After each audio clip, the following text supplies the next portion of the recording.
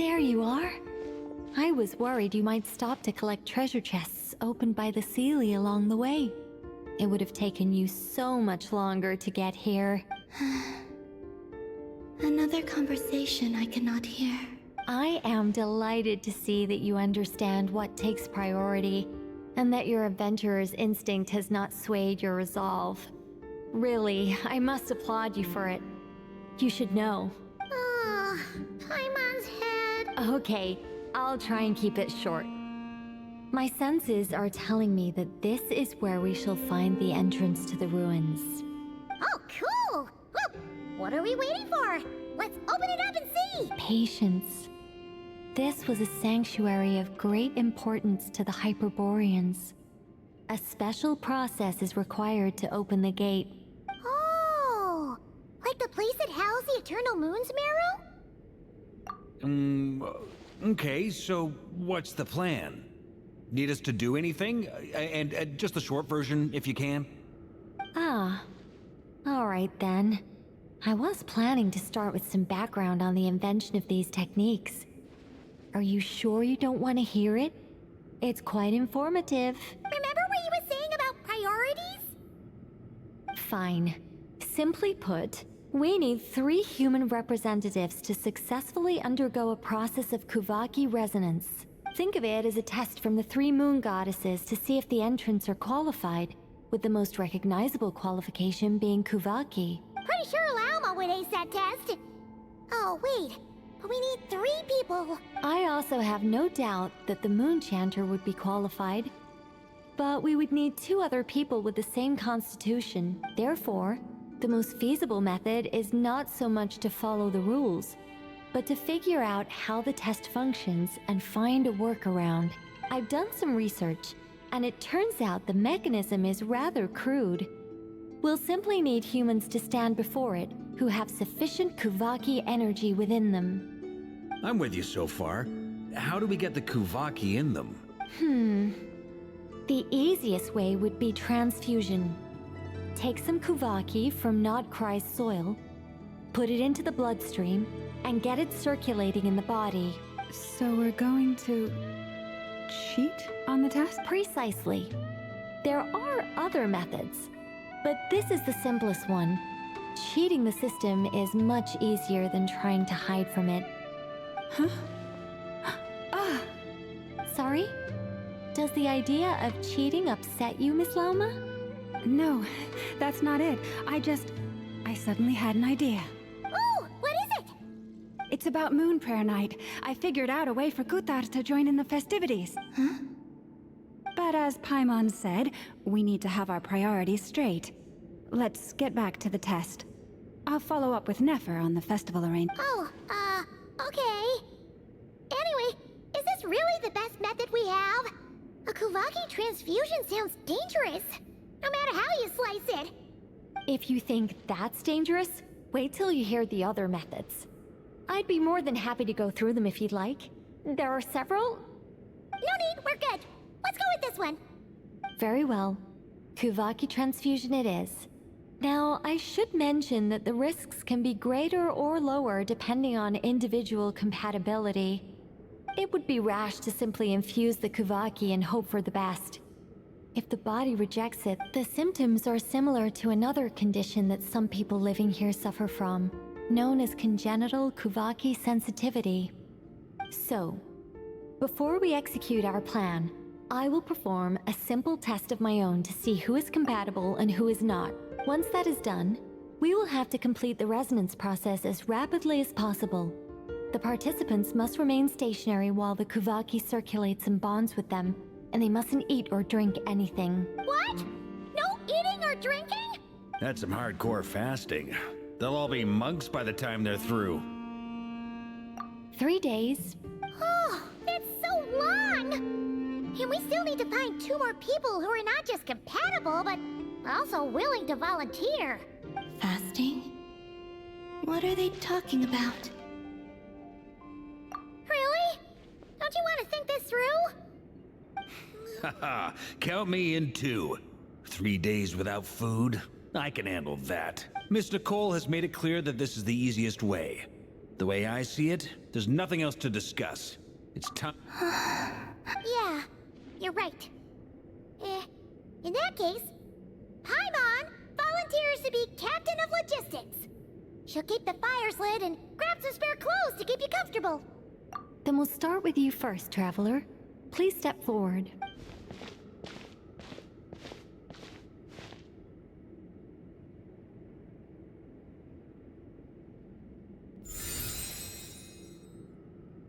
How's it going? Do you feel anything? How about now?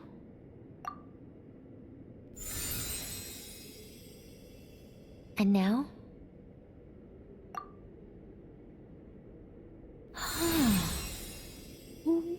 What about now?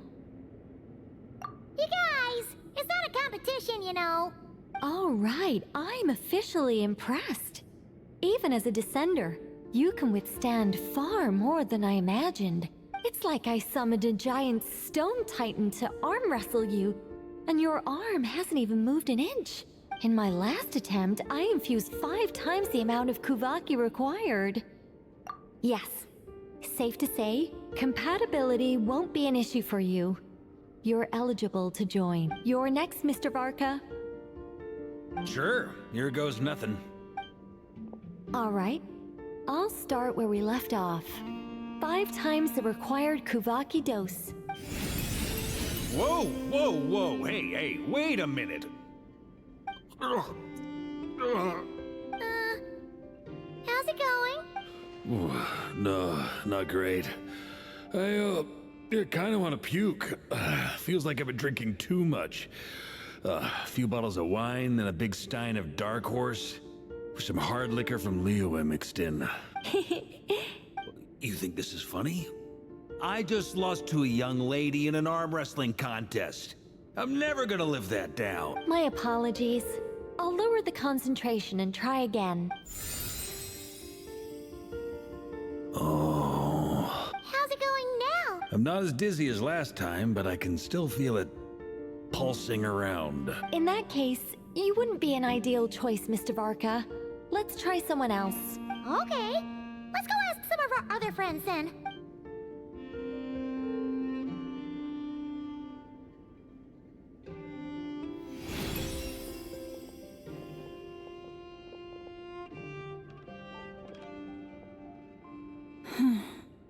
No surprises here, Miss Moonchanter. You're perfectly compatible. You may join.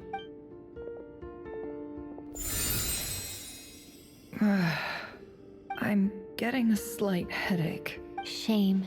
You were so close. Whoa, time itching all over. Allergic reaction. We can't have that. Huh? Well, are you gonna start a what? The Hexen Circle is an organization that cares for and protects children. We will not have them do dangerous things. Not even tests.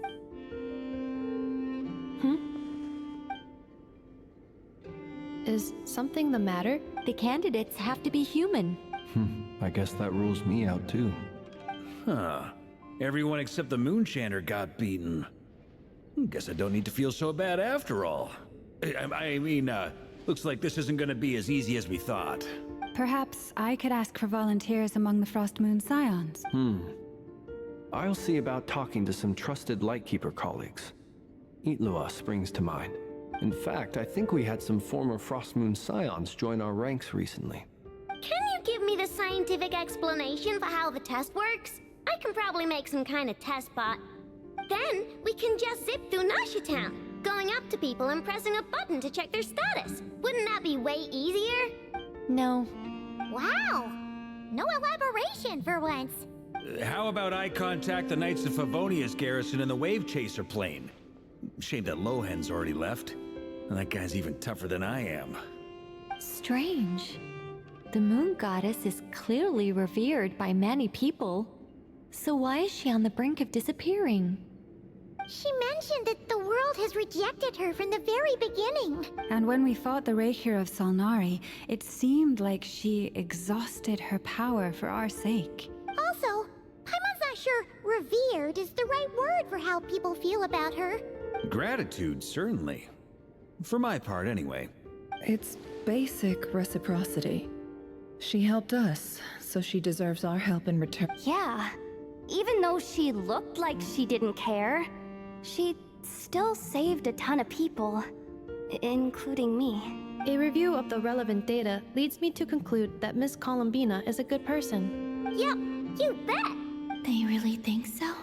I'm super surprised that Columbina isn't her actual name, though.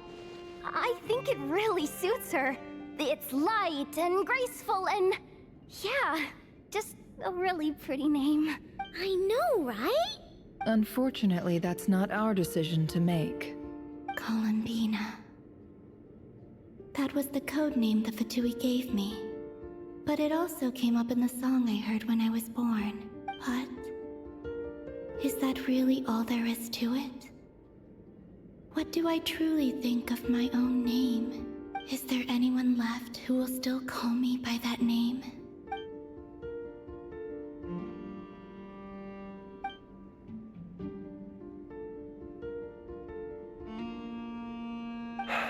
Moonprayer night is getting closer by the day. We're running out of time. We need to look for other candidates. Then allow me to try. Huh? What are you doing here? You contacted your friends via the Adventurers Guild. Sandrone has been keeping an eye out for something like that, so she informed me. Since I have the ability to accommodate a moon marrow, I should prove to be a suitable candidate. Arlecchino. When can we begin? I see. We can begin right away.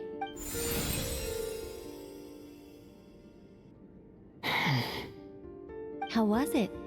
Did you feel any discomfort? Not at all. Then it seems we shan't need to look for additional candidates after all. Great! Cool. All right, like Paimon said, the rest of us can take turns making sure the three of them stay warm and comfy. Then, my job is to take care of the caretakers. I will ensure everyone receives food and accommodation. I'm ready as well.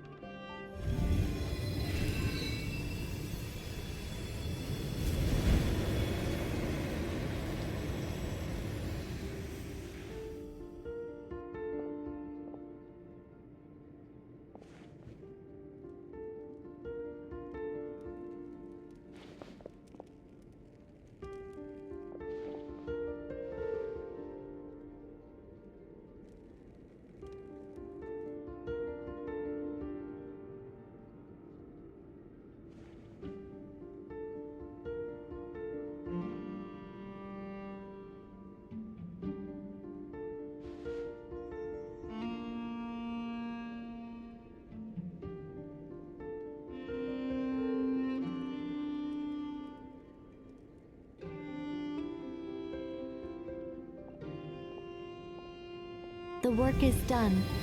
The sacred scroll shut. The stars grow dim, the people silent. The white sun sets, the silver moon rises. O path to the temple, appear now before us.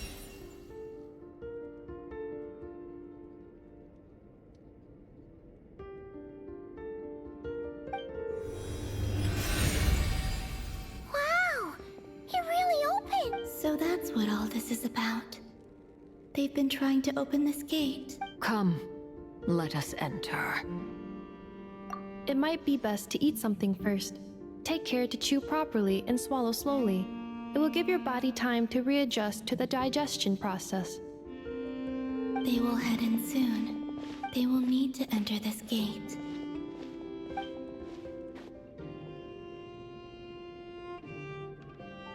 Huh? I cannot pass through.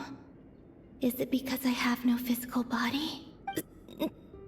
It has been 3 days. My strength is all but completely faded. Can I really hold on until Moonprayer night?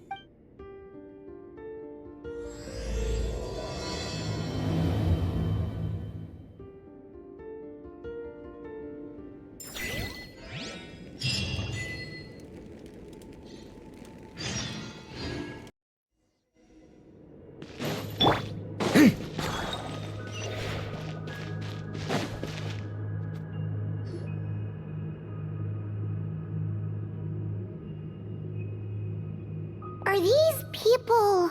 Judging by their clothes, they appear to be phantom Hyperboreans from the distant past. It was about the moon goddess's name, right?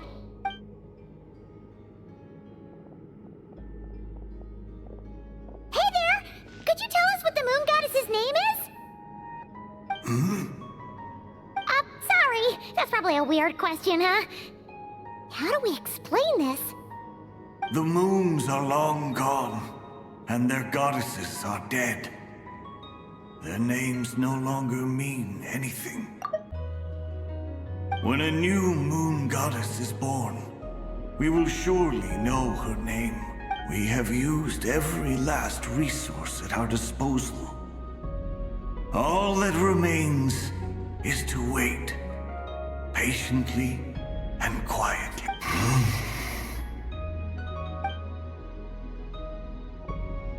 Were the people of the past all this devout? It looks like this phantom doesn't intend to converse with us any further. Surely the new moon goddess he speaks of must be Columbina. Alas, Kuthar's birth came long after the age in which he lived. But, maybe if we find a phantom from a more recent age, they might know Columbina's real name. True. Keep an eye out. We should be able to tell which era they're from by the clothes they wear. Yeah, you've been pretty talkative this whole time. What shame. Oh, nothing. I'm fine.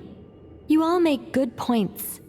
When the Hyperboreans speak of moon goddesses, they mean the three from truly ancient times. I can't imagine they would know anything about our current moon goddess. There once was a time when the moon goddesses blessed them greatly and protected them from harm.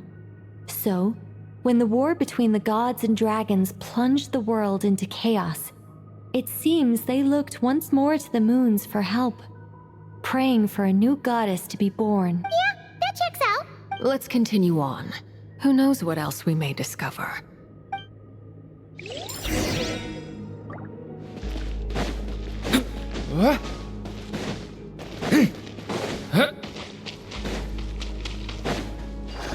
There's a door blocking this path.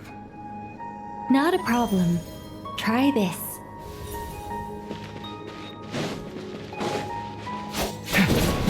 Whoa!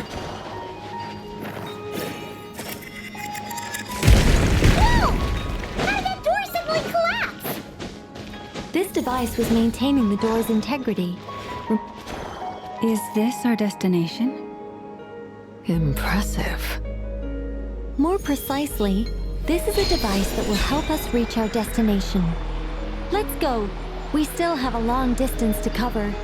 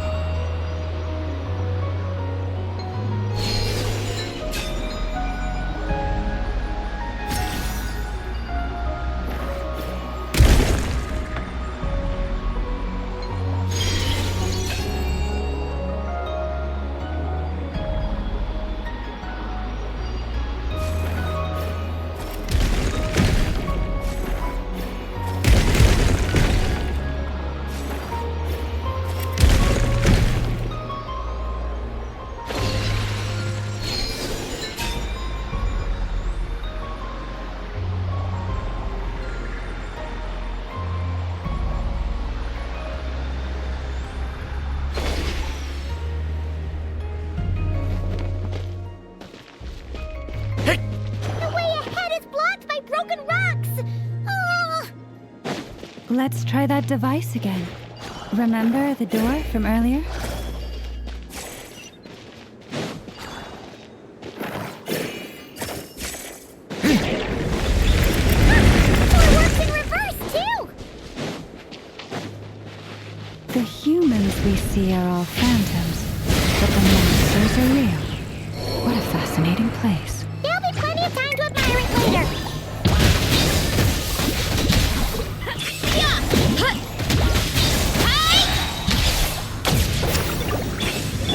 Final warning! Whoa!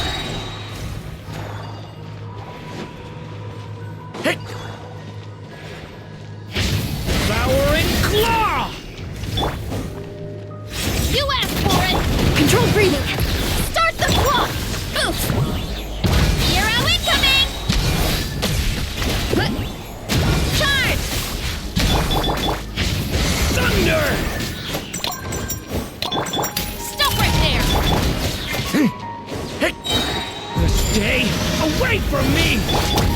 Quick as a flash! On my mark! Headbutt!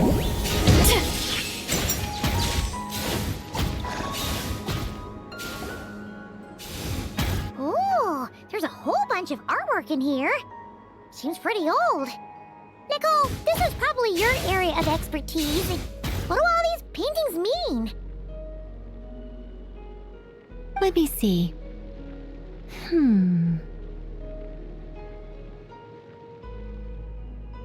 To understand these murals requires some knowledge of the history surrounding the War of Funerary Flame. I shared a little of this with Lauma before. Yes. I think I follow. The dispute between the Moon Sisters. The transformation by Nibelung. Oh no, it's no trouble. I'd be delighted to share the tale again. Alright then. Tevat's 3 moons and their goddesses were brought into being by the will of Nibelung, the then ruler of Tevat. But when the heavenly principles came, they changed the world completely, down to its very foundations. The moon goddesses were nowhere near strong enough to challenge this entity. But the heavenly principles did not view them as heretical entities that had to be removed. Essentially, the 3 moons existed to keep this planet alive and operational, which did not directly conflict with the heavenly principles' aims. Nevertheless, the inherent precariousness of this arrangement would soon be revealed. Nibelung returned. Yes.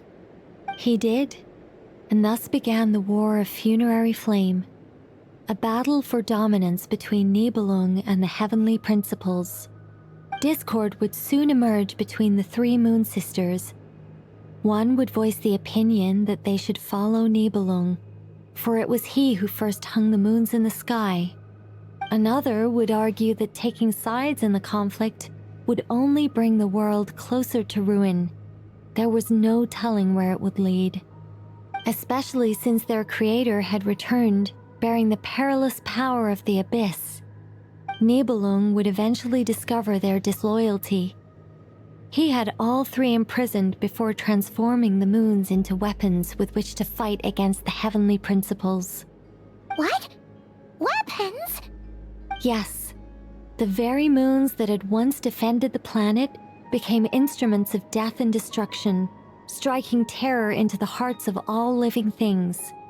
And although the heavenly principles and the 3 moon sisters had once been at peace, it now seemed that the moons posed an unacceptable threat to Tevat. It is possible that the heavenly principles did not know of the goddess's imprisonment. If so, the weaponization of the moons would surely have been viewed as an intentional breach of the peace agreement. Regardless of who knew what, when, the heavenly principles shattered 2 moons and flung the other beyond the skies. Whether the goddesses managed to escape Nibelung's captivity after his fall, nobody knows. But this much is certain. From that day on, the moons no longer belonged to Tevat. The rejection slowly drained their power until eventually they passed away. So that's the full story. You say the moon ceased belonging to Tevat from then on.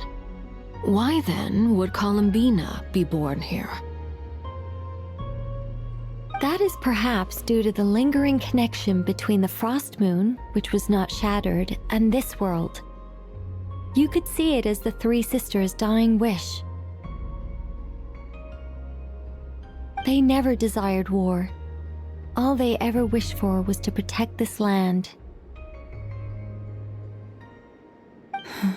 I see. If the final fate of the 3 goddesses is as you say, then Columbina faces the same grave danger. Our investigation has yet to bear fruit. We must hurry. Yeah, you're right. Let's keep going.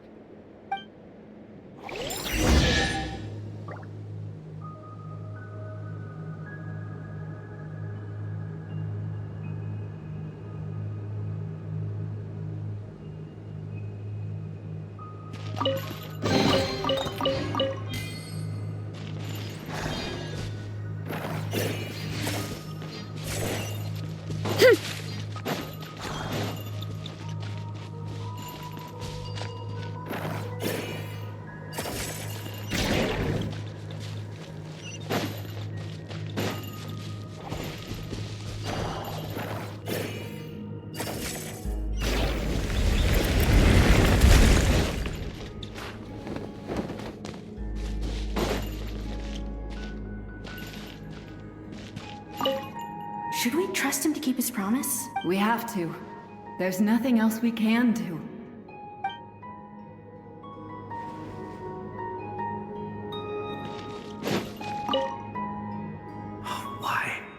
Why do the creators of this world no longer show mercy upon their people? Remember his words.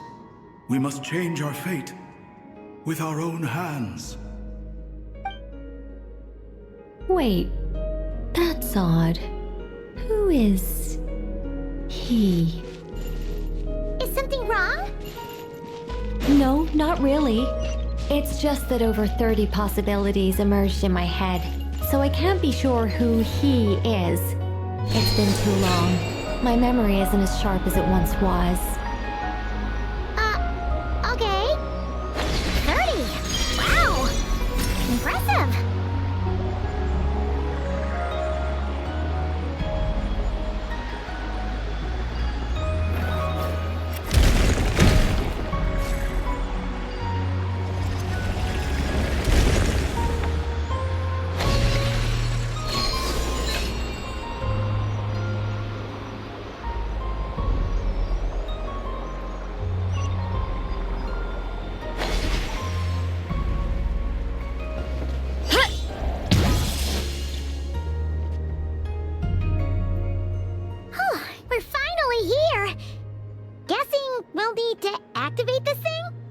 Indeed.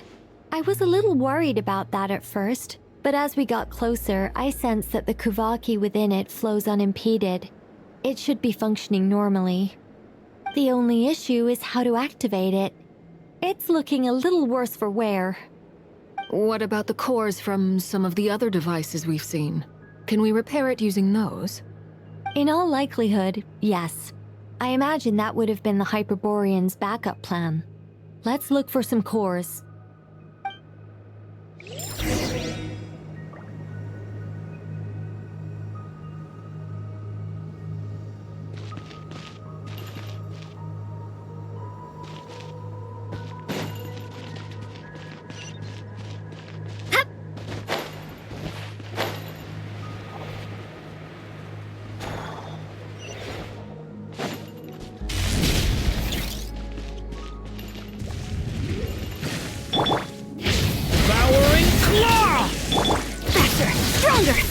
Let's move! Drop your weapons! Justice will prevail! A turning point in fate! Yeah! Hero incoming! Yeah!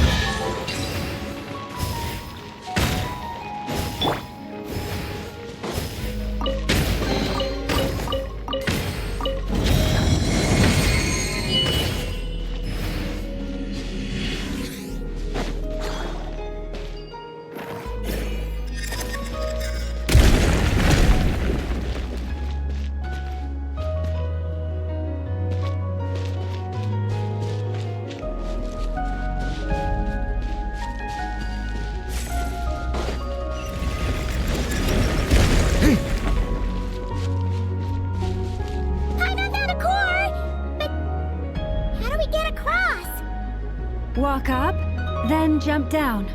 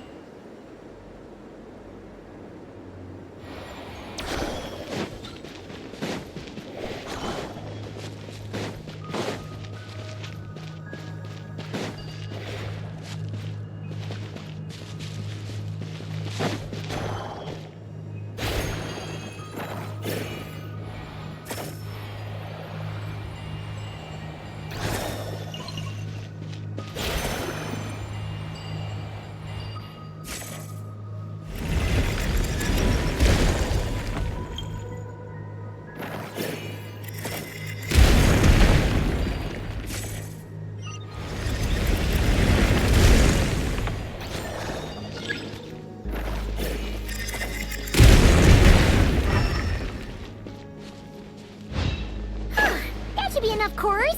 Let's head back.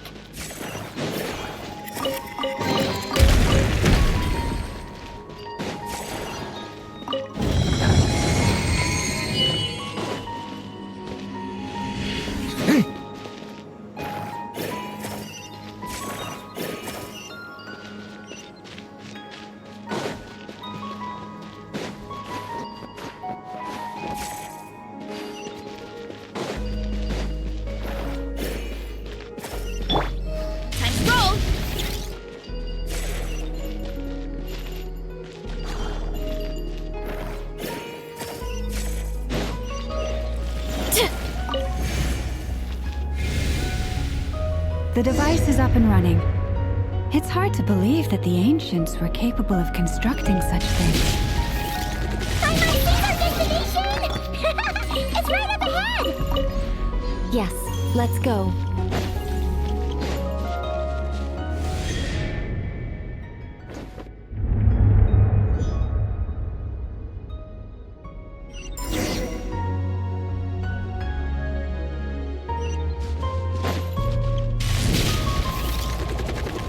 Running late again.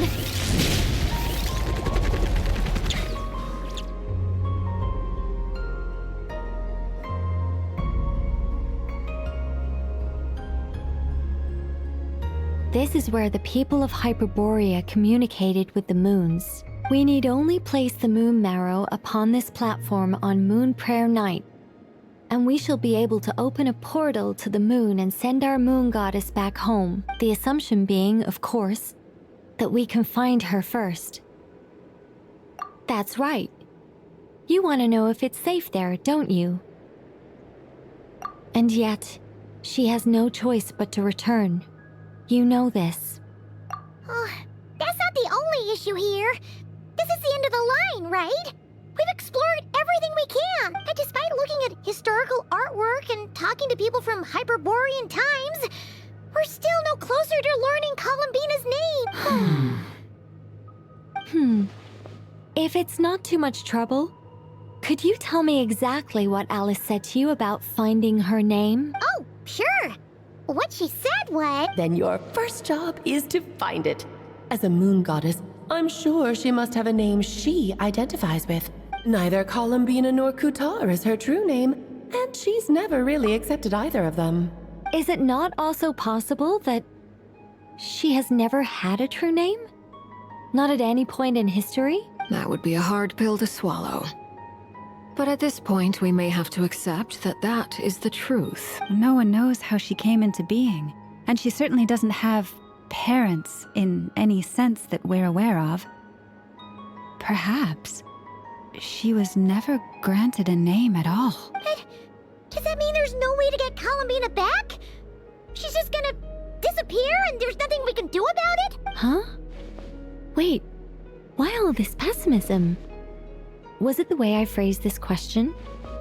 You all seem to be taking this in completely the wrong way. Well, just because she's never had a real name in the past doesn't mean she can't have one now. What? Think about what Alice said again. She never once said that you'd have to find a new name, did she? Are you saying what I think you're saying? Yes. Names are anchors that connect us to the world. If she doesn't have one already, then all we have to do is create one, no? It's like... yes. Traveler, when you first arrived in Teyvat, do you think you would have turned around if someone behind you shouted, "Hey, Tumaini"? But what about now? I understand what you mean. Life is a long journey. Even the friends and family by our side can change over time.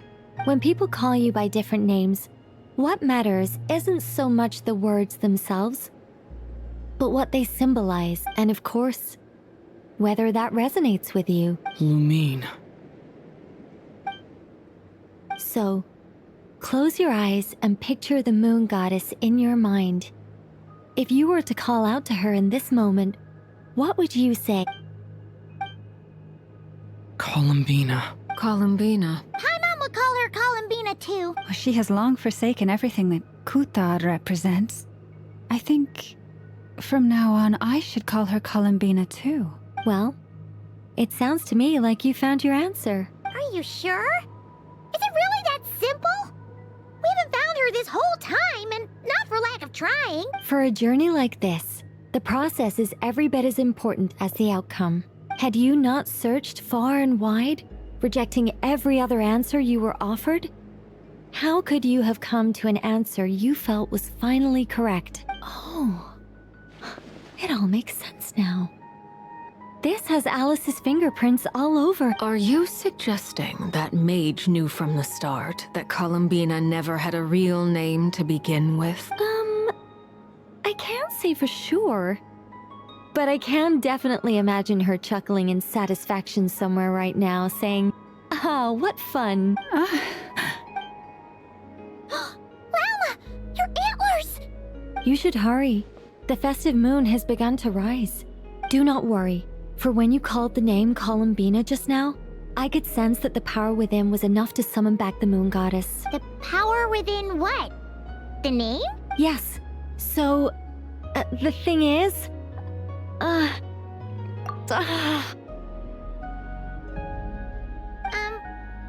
What's wrong now? This is so annoying. I really want to explain how that whole thing works. Starting from the founding principles of Teyvat and... Oh, I could talk about this for hours. But... Deep breaths, Nicole. Deep breaths. You're an angel. A sober, sensible, solemn angel who has her priorities straight. Okay then. Sorry for asking. Clearly a bad call on Paimon's part. Anyway, you all need to hurry. Last thing, remember how it felt when you called out that name. Then it is agreed. By the name Columbina, we shall find her. Then we'll throw her the best Moon Pair Night party ever! And at last, we will send her home.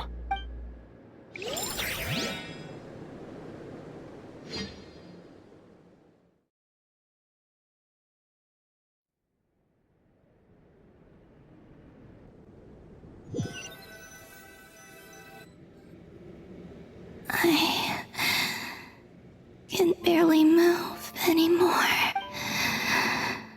My consciousness is fading away. Have they come back out? I'd love to see them one more time.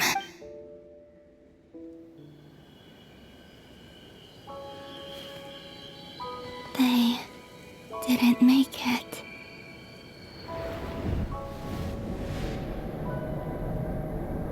Could you tell me your name? My name is... Columbina!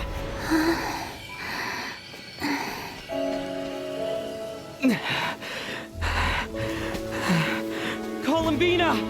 Are you here? Columbina! That's the name you gave when we first met. And it's what I've called you ever since. Columbina. It's a fine name. I have many fond memories of Columbina, and so do all of your friends.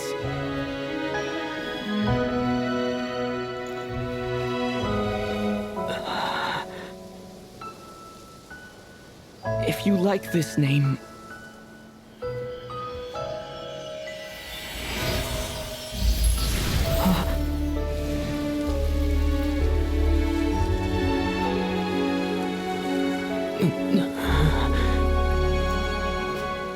Looking for me? I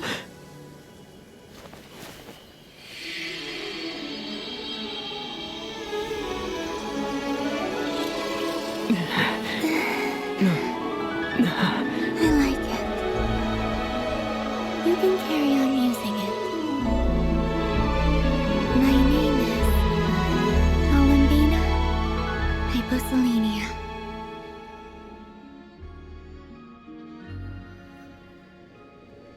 Columbina Hyposelenia. That's a wonderful name.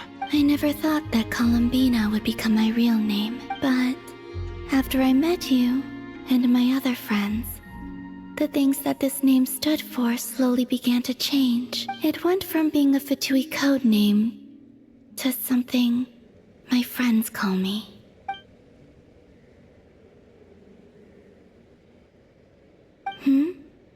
What is it? Why aren't you saying anything? I'm just so happy for you. Thank you. So, where's everyone else? We can go and meet them very soon. Everyone went to different places to try calling your name. Great. I'd like to thank them as well. Everyone's done so much for me.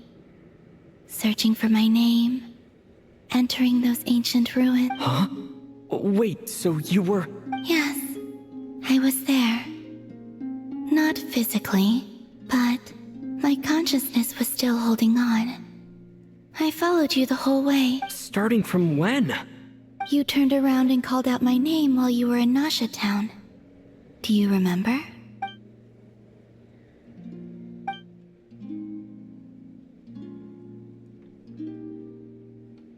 Let's go. We don't want to keep them waiting. Sure. In that case, come with me. But... Before that... Could you call my name one more time? Sure. Come with me, Columbina Hyposelenia.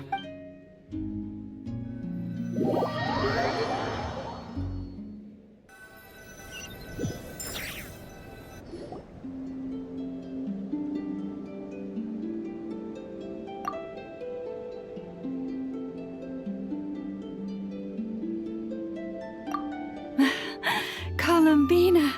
Oh, this truly is wonderful. Llama, I can't breathe. Ha-ha! Just in time for Moon Prayer Night. It's good to have you back, Miss Columbina. Yeah, we were worried sick. Thank you, my friends. With your help, I now have a name that belongs to me. Columbina Hyposelenia. Where's the second half from? You added it yourself? That's right. It means... Born beneath the moon. Yes. And by extension... As much as it pains me to interrupt this beautiful reunion, I feel obliged to remind you that the Moon Prayer Night celebrations in Nasha Town have already begun. Don't you want to enjoy the festivities? There's so much to see and do. And some of the ambient lighting and entertainments were sponsored by the kind souls in the Hexen Circle. Nicole? Why have you turned into Dodoko? So you're Miss Nicole. Thank you for helping us. And for helping me find my name. It's nice to finally hear your voice. You're quite welcome. Guiding lost people to hidden treasure is what we Seelie do. And if you ask me, spiritual treasures are far more precious than material ones. Chests are all well and good, but this was what it's all about. Oh, so satisfying. Anyway, I had to go help Alice. It seems like she ran into some trouble. That's why I couldn't be here in person. But don't worry, we're with you in spirit. We'll be celebrating right along with you. Keep an eye out for the Hexen Circle's festive stalls in Nasha Town. I think you'll like what we came up with. Alice said she even managed to rope B in this time. The Frost Moon Scions have also prepared various attractions. I believe Aino, Nefer, and their crew are setting things up as we speak. On that note, Nefer, about that request I made. It's all in hand. Yehoda is on site to ensure that everything goes off without a hitch. Wonderful. In that case, Traveler? Huh? Come on, Columbina. It's time to celebrate the best Moon Prayer Night ever.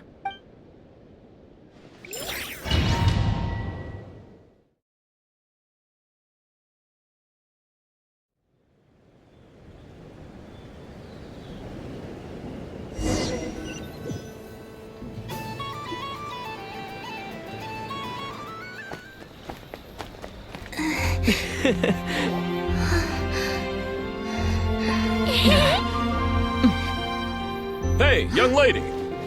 Would you like some Moon Prayer Night candy? Happy Moon Prayer Night. Oh, yeah. I almost forgot to say. Welcome home, Moon Goddess.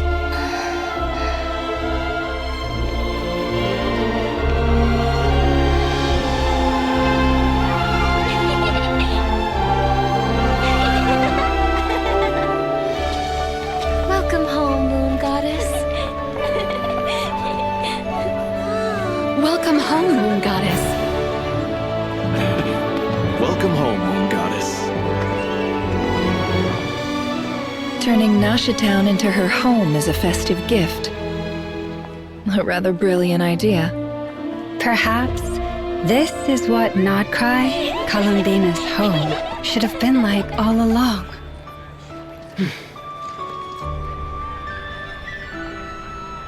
Thank you for the gift. I like it a lot.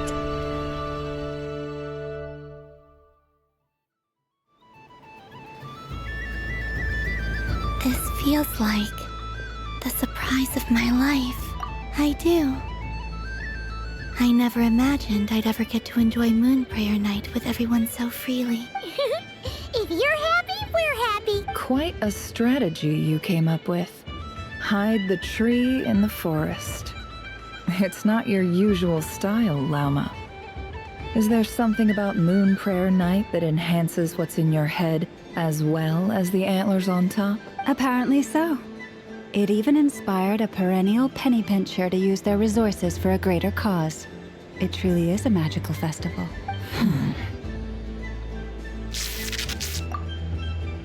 I see it now. This bickering is actually a sign of a strong relationship. Huh? What's everyone doing here? Oh, Miss Columbina, you're back. Yes, I'm fine now. Thanks for your concern. How's your progress with Alice's assignment? Very well indeed. I've never heard her sound so excited. Not like this. This time her excitement seems more serious. Seems like she's had a major breakthrough. She said she'll contact us once she knows more. In the meantime, we're free to relax and have some fun. Enjoy the time off while it lasts. I have a feeling that our next task won't be so simple.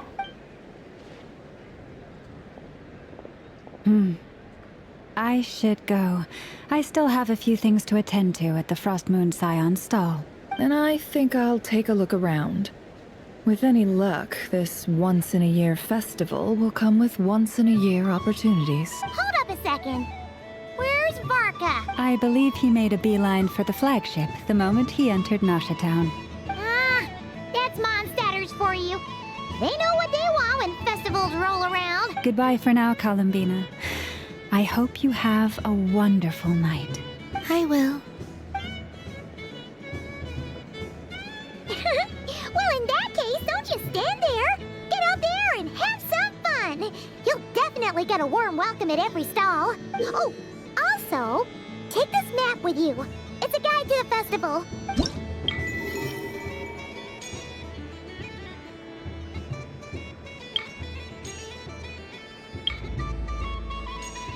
The Frost Moon Scion stall is over here. Lauma's invited a whole bunch of cute animals to celebrate. Over there is the Hexencircle section.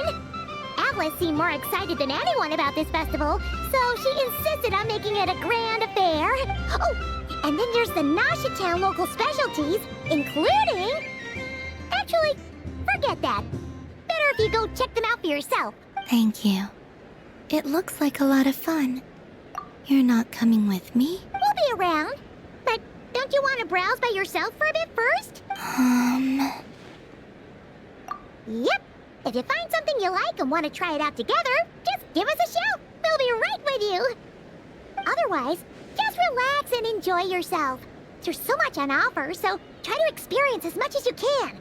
And don't forget to stuff yourself with all the delicious festival food. All right then. Off I go. Where should I go first? This must be the mage's stall. It feels like I've entered a fairy tale. Ah, how lovely. A soft and furry creature that bounces and jumps. Welcome home, Moon Goddess. This one talks, too. Allow me to introduce myself.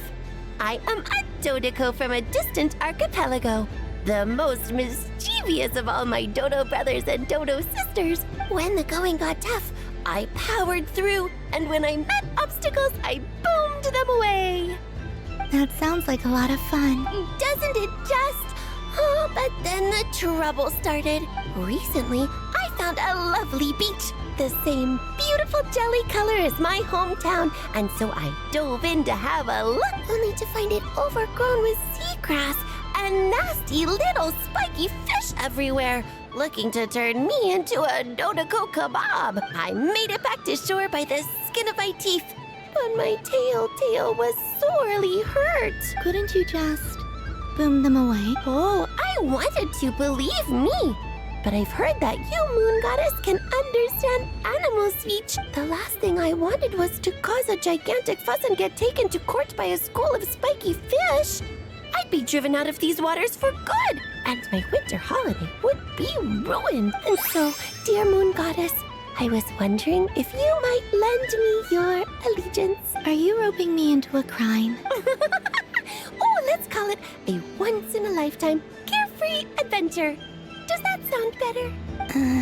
All the festival goers tonight are dressed up as the Moon Goddess, but there's nothing to say that the Moon Goddess can't disguise herself as a Dottore, is there? Besides, this is your home. You should be free to be whoever you wish.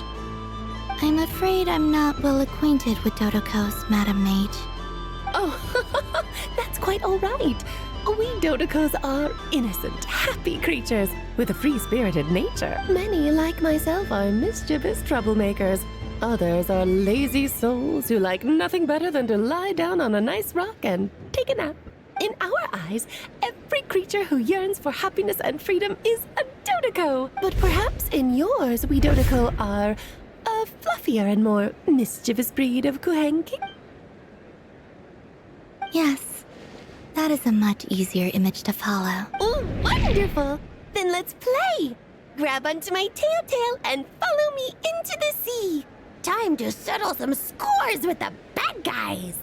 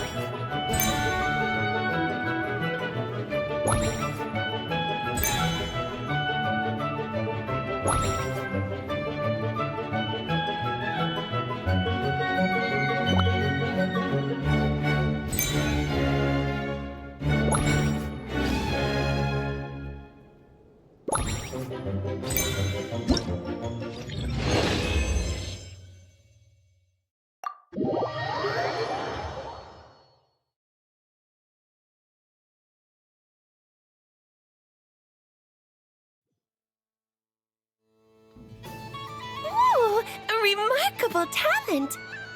So, what do you make of it? The use of Jumpy Dumpties doesn't come as naturally to me as Kuvaki.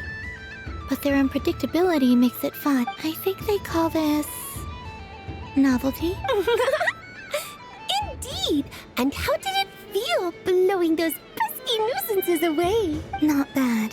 Any guilt? What do you mean? Oh, wonderful! Lovely answers to all 3 questions. You've passed the safety test. Now I can give this special bomb to you as a souvenir. Remember, if you find any meanies living on the moon, you can use this to boom them into oblivion. I will.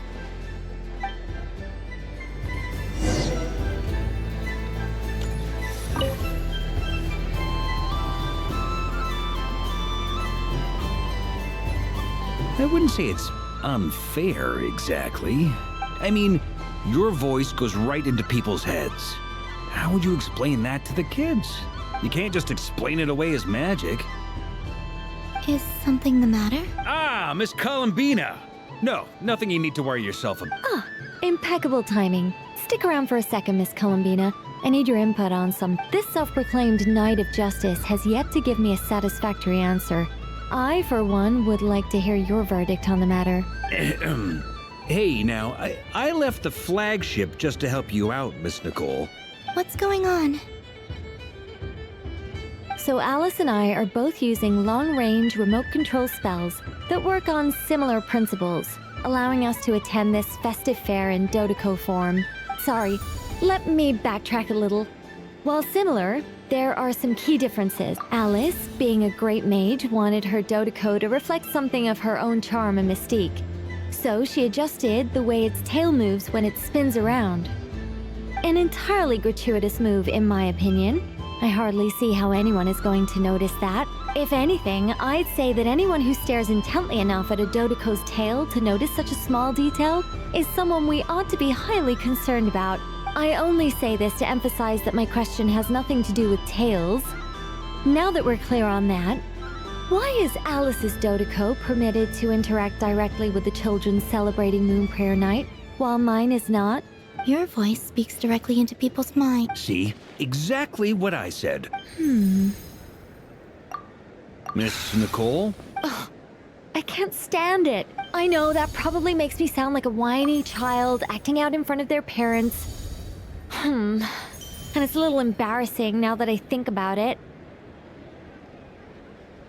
But hey, I said it now, I can't take it back. That would be even more embarrassing.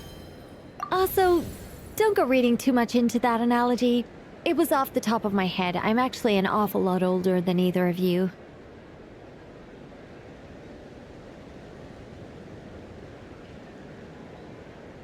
Miss Nicole, are you saying that you'd like someone to play the game you've prepared? I'm not so invested in that. It's just something cobbled together using items I borrowed from Alice. She probably didn't even make them herself. The point is, I want to know everyone's thoughts after they receive their prizes. But as you've said, I can't just ask. I've been biting my lip for so long, and I've had no one to vent my frustrations on. I thought this was going to be a nice, straightforward festival where I'd get the chance to guide people to treasure. Well, can I play? I can't guarantee that I'll win a prize, but... You will? I'd like to try. Then what are we waiting for? Let the game begin! It's like they forgot I was ever here.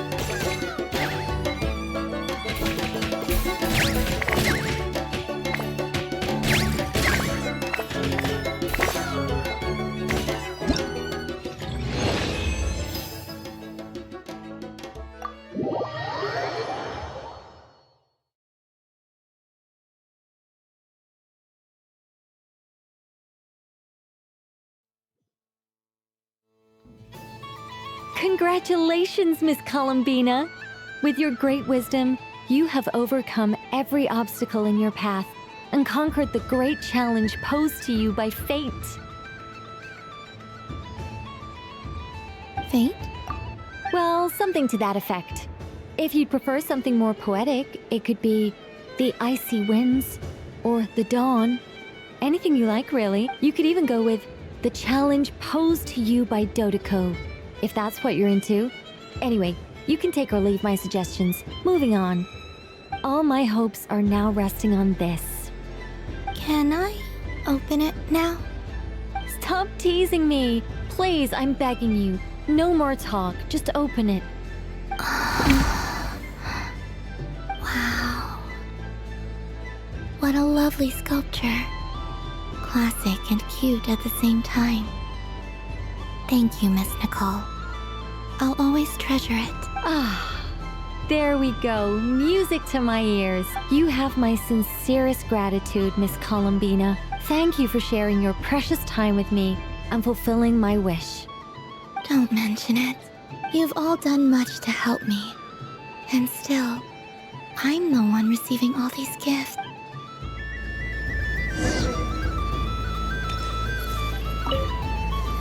I don't suppose you'd like to play again? By any chance? Don't get me wrong, once is plenty. You're under no obligation to indulge me any further. And besides, I don't have any other prizes for you. Alright then. Happy Moon Prayer Night.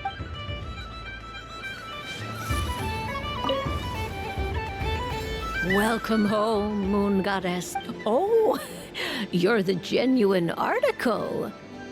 Alice was right. This Moon Prayer Night was worth watching after all. Another one that talks. Greetings. Pleased to make your acquaintance. I am the Hexenzirkel member they call B. Barbeloth Trismegistus. Columbina Hyposelenia.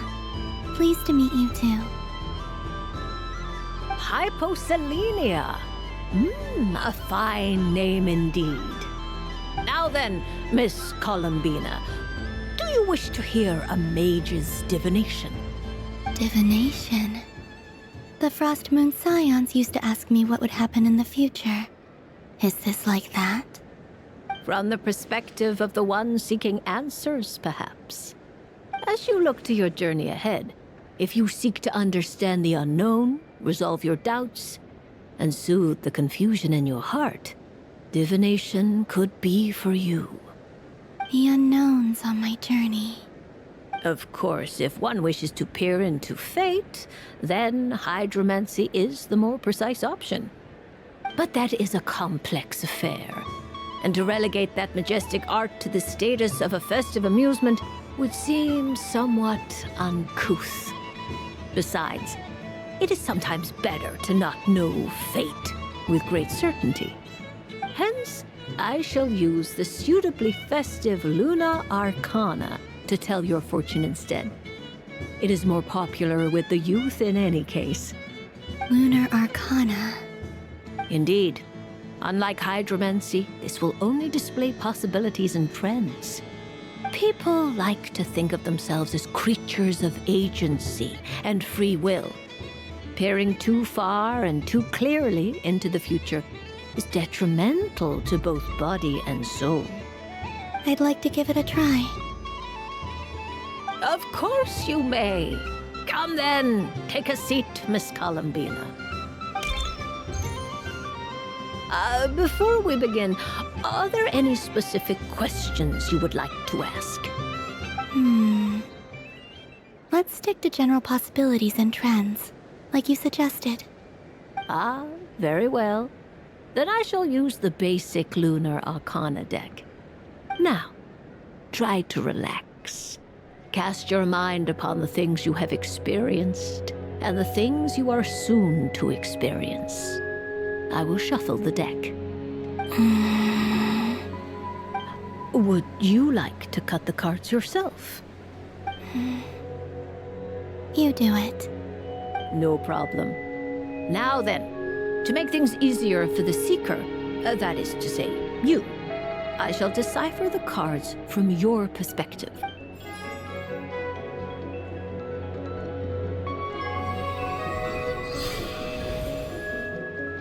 Please, draw the first lunar arcana. This represents destiny and is the foundation for the divination as a whole.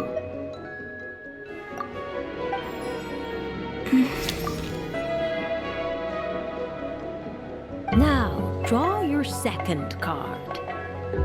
This will stand for the past, the sum of all your experiences that have come before. And now the third arcana. This is the present, your interpretation of the current moment. Finally, the last card. This shall speak of the future, which... Oh. Kuvaki Pulse? Fascinating. I've never encountered this before in my role as a diviner. Something has exerted an influence upon this card, causing it to leave its designated position. What do you make of this, Miss Columbina? Perhaps this is the guiding hand of fate. Of course, if you wish, you can choose to deny the validity of this card and draw the future for yourself. No, it's fine. Let's go with this one. A bold decision. I must say I'm looking forward to the results. Well then, let us flip the lunar arcana in sequence and see what emerges. Sure. First, destiny. No surprises here. The card that represents yours is the moon. The moon. Indeed. The moon can represent the truth at some times, but deception at others. False peace, destructive calamity, and the world-changing power that lies within. When the moon is placed on the destiny tile, it indicates that your destiny is not what it may appear on the surface.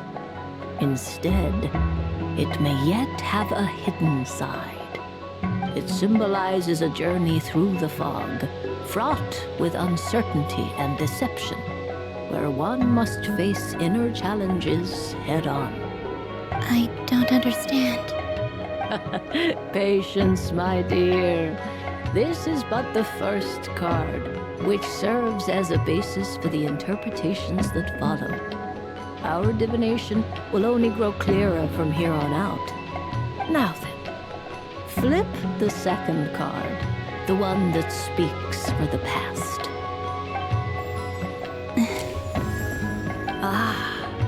The Hermit, but inverted. Inverted? Yes. The Hermit symbolizes solitude, introspection, and the pursuit of truth. When inverted, it represents isolation, truth out of reach, and a path that leads one astray. Combined with the moon as one's destiny, the Hermit inverted represents a choice you made to stand alone in the past. It was a choice made not out of fear or arrogance, but for reasons that others could not perceive. You fumbled through the darkness without a guide, but you did not find your way. Rather, you went astray. More than once, it would seem. Is this about how I became Kutar despite not wishing to become a god? And how I joined the Fatui because I yearned for a place to belong? I suspect only you know the answer to this question. All is not lost. The past is in the past, and so it shall remain. Shall we look into the present now?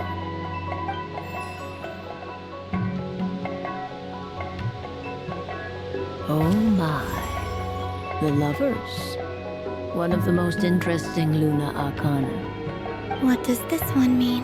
This means that you have had an unprecedented emotional experience. The joy of finding your soul becoming intertwined with that of another. A precious and wonderful thing indeed. It's true.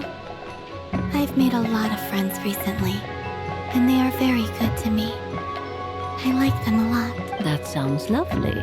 I am most delighted for you.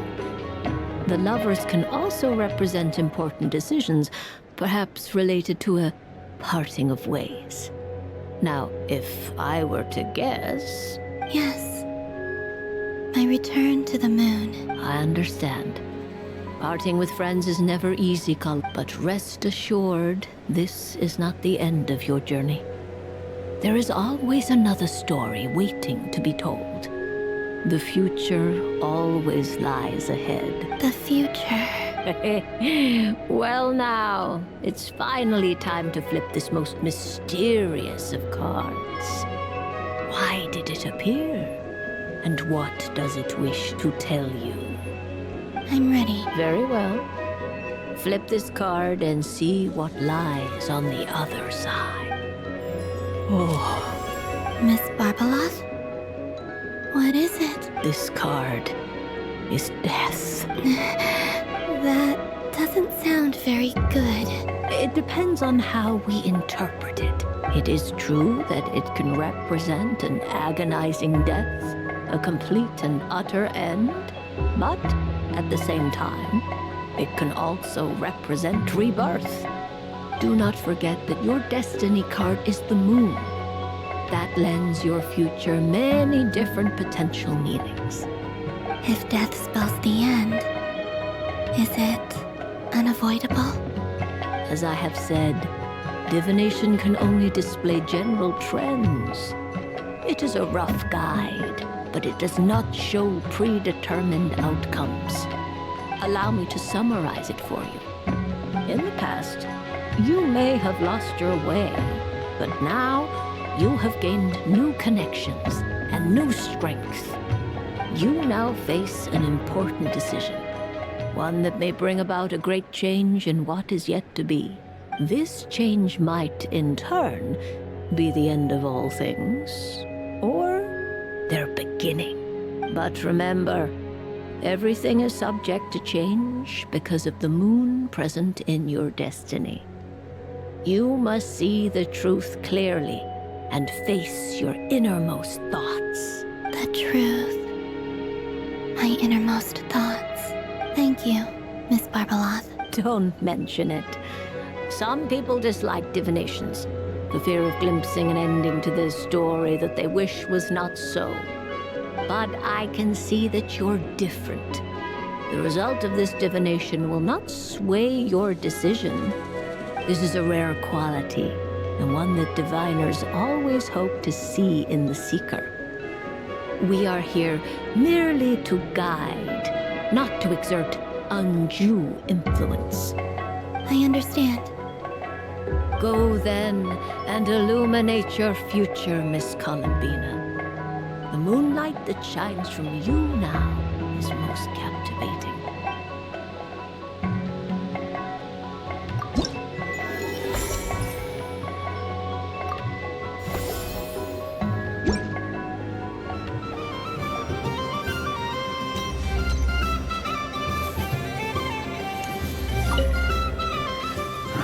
It'd be rude to just leave without saying anything.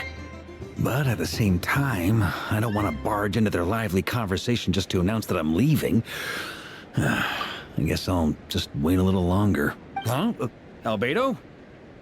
This sketch is for you, Grandmaster. Oh, a gift for me. Thanks. Let's see what you've done for me. The North Wind left in the lurch.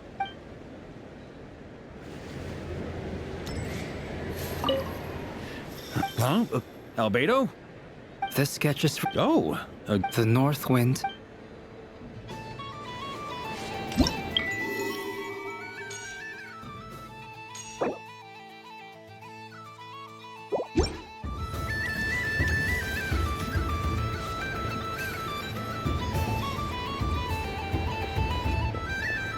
Dodoko's Whirligig! Come check out Dodoko's Whirligig! Ah, welcome home, Moon Goddess. Might I ask what this is? Ah, it's a very special amusement sponsored by the great mage herself. ride on a soft and furry Dodoko, and embark on an unforgettable adventure. I say that, but I'm just following a script here. Who is this mage, anyway? And what the heck is a Dodoko? I'd like to ride. No problem. But, are you by yourself? Is that not okay? Oh, no, it's fine. It's just that each Dodoko can accommodate 2 passengers. Would you like to bring a friend along? My friend... That should do it. Now, we just need to get everyone else to draw something on it too. But we gotta keep it a secret from Columbina. Traveler? I want to go on that ride. Will you join me? Let's go then. Don't worry. Paimon will do the rounds. You go have fun. All right. I think we have to wait in line over there. Please take your seats. For safety reasons, you mustn't try to leave the ride before it comes to a complete. All right, you're all set. I wish you both a wonderful journey.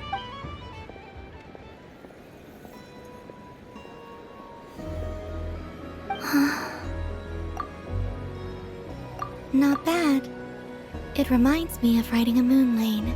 Sometimes, the Kuhenki circle around me like this, playing their beautiful... Yeah. I'm going to miss them.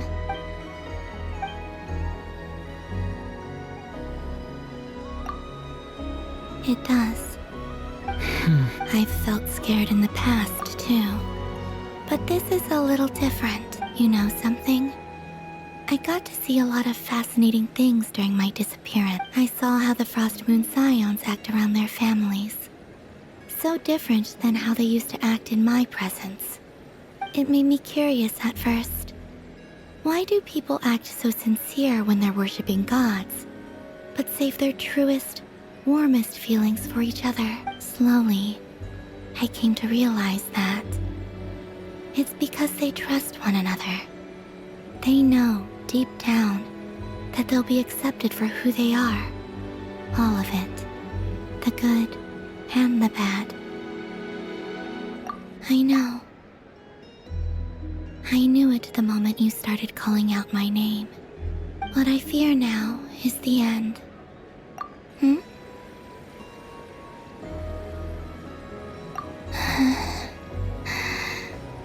Thank you for this conversation.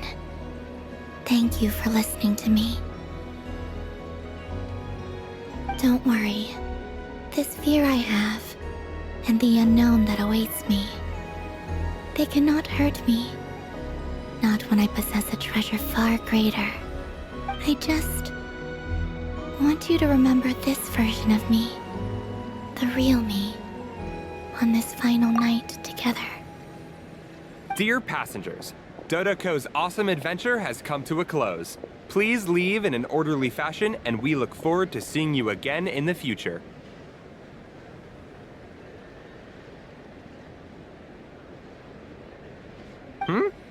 Don't want the journey to end, huh? Don't worry, you two. There's always another adventure waiting just around the corner.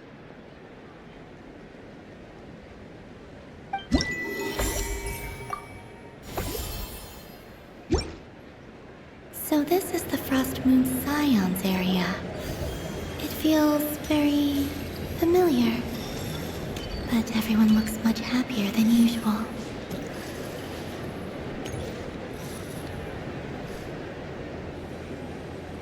Wow, the Frost Moon Scion stall looks kind of plain, but it's pretty cool once you get into it. I don't go to Hisi Island much, but it's got that, like, old world cultural And if culture means we get more festivals... Hello, Yahoda. Columbine... hello, Moon Goddess. That was too close. I almost gave the game away in front of the staff. Oh, wait. What's the deal with her shoes? They don't make a sound when she walks. I could do with a pair of those. Do you like balloons too? Balloons? Oh, you mean those? What's so fun about balloons? I'm not a kid anymore. They're probably more up Aino's alley. Yes. The animals seem very curious about these strange flying objects. I was drawn here by their voices. I recently learned a fun new game you can play with balloons, so I decided to come and give it a try. A new game?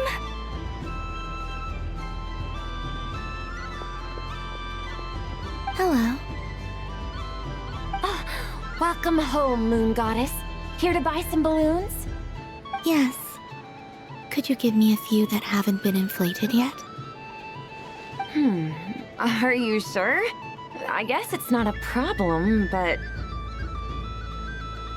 Yes, please. Thank you. Uninflated balloons? But those are just little rubber pouches. What does she want with those? Would you like to play the balloon game, Yehoda? Huh? Sure. I guess. How do you play it? Wait here a moment.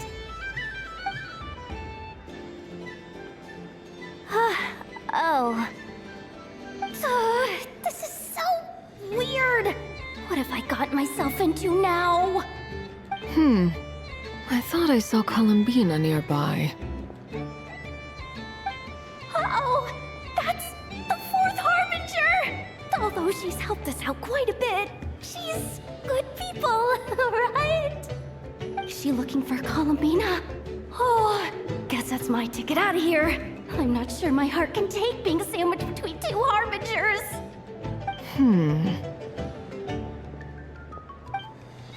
Which stall is she checking out? Oh, it's that other Frost Moon Scion's one. Try on the headgear, see what it's like having antlers or animal ears for a day. Oh, I wouldn't be caught dead wearing that stuff. So embarrassing. I have enough gear to carry as it is. Wait, what? She put it on? How peculiar. This would take some getting used to.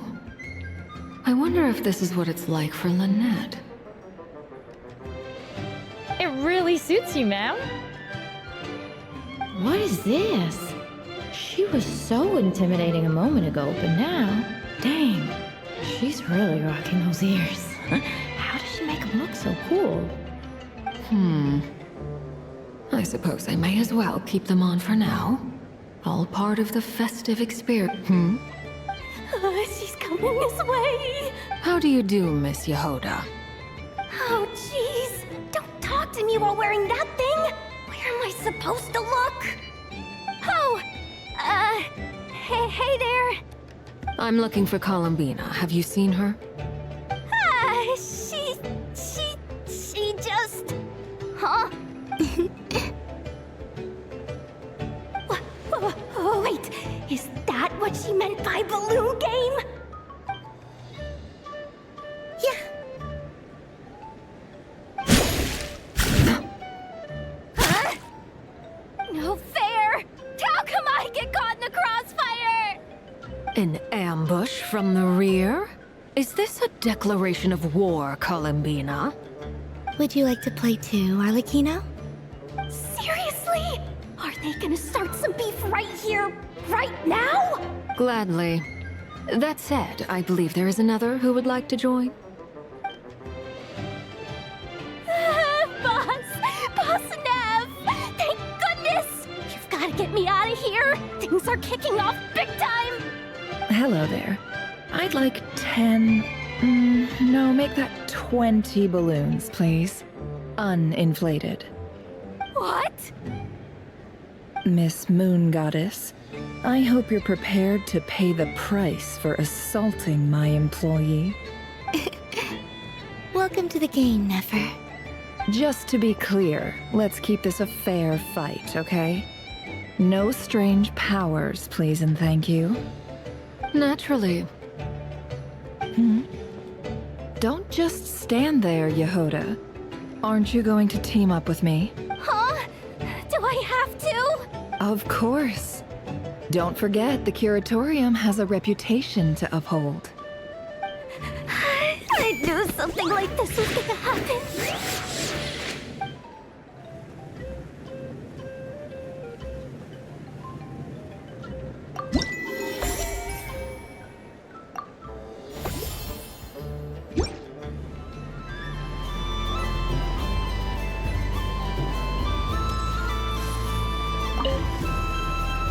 I've seen Linny and the other children play this game before. It would seem that it's not a bad way to relax, once in a while.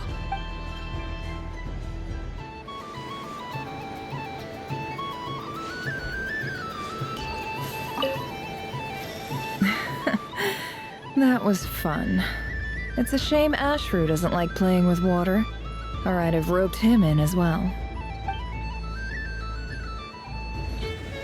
What's this?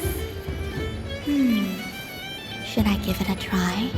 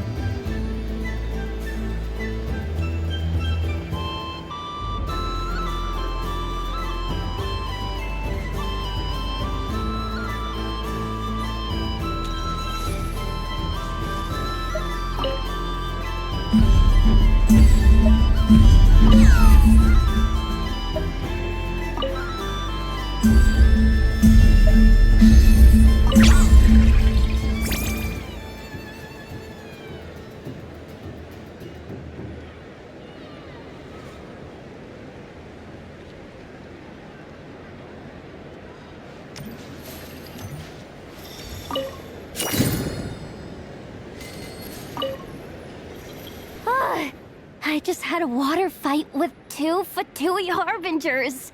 Pretty scary, but also surprisingly fun.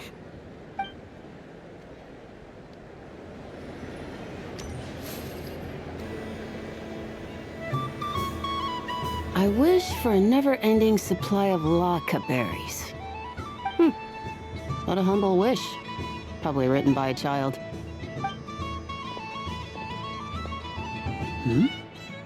Is that Lauma the Moon Chanter?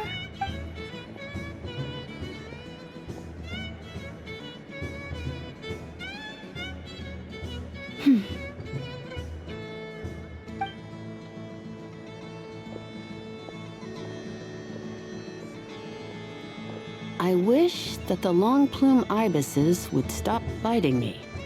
Oh dear, poor Lauma.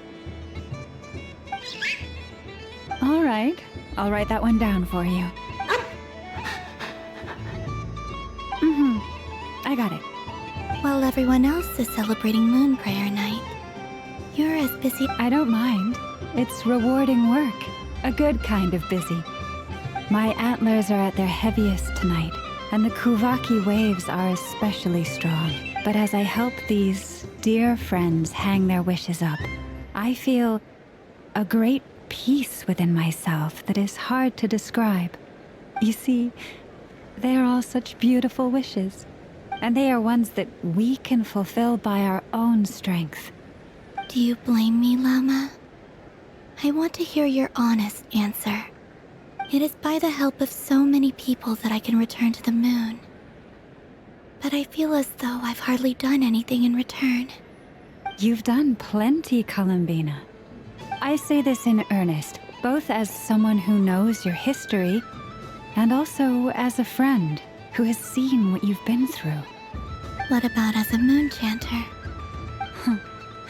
I feel proud to honor our moon goddess's wish. And I'm sure any moon chanter in history would have felt the same way. Thank you for your kind words, Llama. But...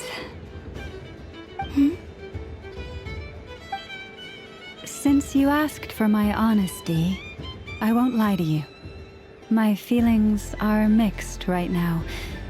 Besides pride, I also feel, I suppose it's a reluctance to let go. Once you return to the moon, we will be far apart and separated by a false sky. I'm sure those of us left behind will gaze up at that sky, yearning for the moon once in a while, just as you used to do. I will miss you, Llama. I will miss you all.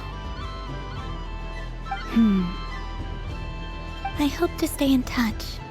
I will try and find some way to send messages down from the moon. Perhaps you could use Kuvaki. I've heard Yehoda say that signals can be sent using long and short waves, or strong and weak lights. That sounds a little complicated. What if we forget what the signals mean? We could prepare a codebook beforehand, but... You're right. It wouldn't really suit you. Still, whatever happens, I believe that you will find your own unique way of communicating with us. And now that I think about that, my heart feels lighter. Because you trust in me? Yes. I have faith in you, and in the power of truth. In my experience, the truth tends to be difficult. But that's what makes it stand out from what is false. So I'm confident that your thoughts and your love will shine through the curtain of lies. We will know it when we see it. Thank you. Now, could you help me hang up my wish? Is this? I wish that all who dwell in this moonlit world can find a place to belong. And I wish that I shall one day see my friends again. It's 2 wishes. I hope that's not too greedy of me. Not at all. And I think you speak for us all with the second one.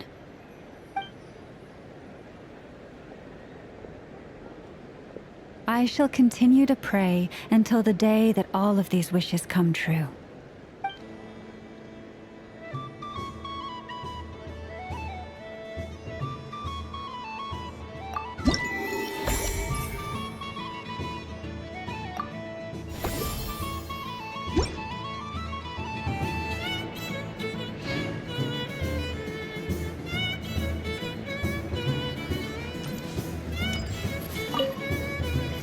Yes.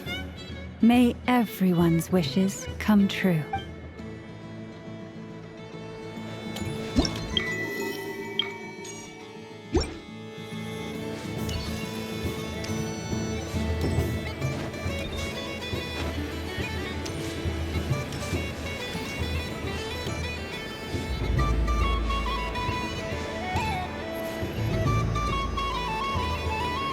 But I was aiming right at it! Aw, what a pity. I saw it with my own eyes. You were so close. So very close. That's not true! It dodged out of the way right as I was about to snag it! I'm sorry? You heard me! This paper frog can move! I swear! Dear, oh dear, what are you saying? How could a paper frog move? Unless you believe there really is magic in this world. Even if I, the mere humble merchant that I am, knew such magic, surely I would not use it on a paper frog. I'd sooner give Mora legs, so it could walk right into my purse. My dear, dear customer, why not have one more try? This time I'll give you 12% off, a very generous discount for one of my most regular customers. Just think about how much experience you have under your belt now. You're sure to win the next one. Darn, I used up all my coins. I'll be right back. Just gonna fetch some more from my house. Take your time, but don't take too long. This event is Moon Prayer Night only. Miss it, and you'll have to wait a whole year before I'm back. Next customer, please. Welcome. Hello. Whoa! What's this big one doing over here? How do I tell my employees not to go running around this time? Shooting them a glance won't work. I haven't known them long enough. Dory? Why, hello there, Miss Columbina. Would you like to play my ring toss game? The rules are very simple, and it's easy to get the hang of. How much for a round? Oh, first time's free. Not a single Mora. After that, well, we can cross that bridge if and when we come to it. But with your sharp eye, sharp skills, I'm sure you'll win all the prizes in one fell swoop. That was an obvious enough hint for them, right? Right?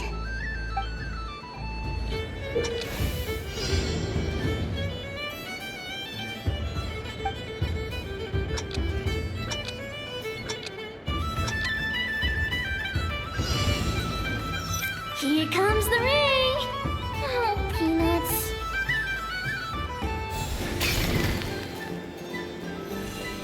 Change tracks. Roselle, should we move or not? Just a tiny bit. All right, then I'll... Oh, sugar plums, not the clock hands. How do I move the legs again?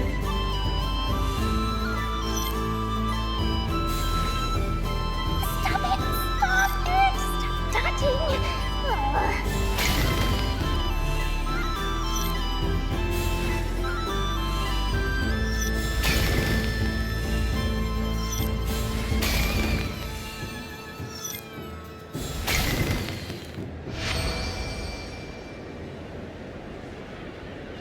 Let's see now. Let's see. Wow, very good. That's the highest score we've had all night. And here's your prize. Now, how about another round? As for the cost... Happy Moon Prayer Night, Miss Columbina. Happy Moon Prayer Night, Durin and Hat Guy. Are you here to play the game? Yes. You said we were just coming here to say hello. I did, but then I recognized a few more people as I got closer. Do my eyes deceive me? Is that... It's our little dragon! He's all grown up! Someone's popular. Well now, since you came all this way, why don't you try out this lovely game we have going? First try is free! He'll have a go. I'll pass. It's only one free try per customer. You can't give your try to him. I'm aware. How has Elder Almond been lately? He's in great shape. He goes for a run in the forest every morning to stay fit and healthy. He tried to go boat racing with Firecracker a while back, but he couldn't even make it onto the Lotus Leaf. Firecracker was in fits of laughter. How about you, little dragon? Can you still fly? Yes, I can. But you've become less chatty. Has growing up been tough on you? We call that maturity. You know, the thing people sing about. The knight wields a sword of stone to defend those hearts that are made of gold. Stone is very heavy. That's what keeps him from talking too much. That's awesome! I want to be a knight when I grow up, too. Ring, here I come! Oh, the hat-wearing man. I never thought I'd see you again. You seem more determined than when I saw you last on the train. If you say so. Oh, I do say so. The people you once helped see it clearly. It's because you are once again on the right track. May the engine in our hearts propel us to the station of our dreams. I can move! I can move now, Roselle! What are you doing? Running into the rings like that? You got them all so quickly! I have never seen anything like this in all my travels. Is this guy actually an old friend of theirs? But how? They're origami animals and clockwork people from a fairy tale. Getting to know them would be quite an arduous task, unless they share a hometown? I have to get to the bottom of this. Next time I see the great mage Alice, I shall demand answers. Thank you, Dory. I had a lot of fun. Now for your prize. Where did I put it? Oh, sweet grand prize. How I wish I didn't have to let you go. Good thing I've already turned a profit from the customers earlier in the night. Otherwise, I'd have wasted all my hard work. Okay, I'm back. What? I leave for 2 seconds and someone's already claimed the grand prize? Oh, well, these things happen, you know? Perhaps you'd be interested in one of the other prizes instead.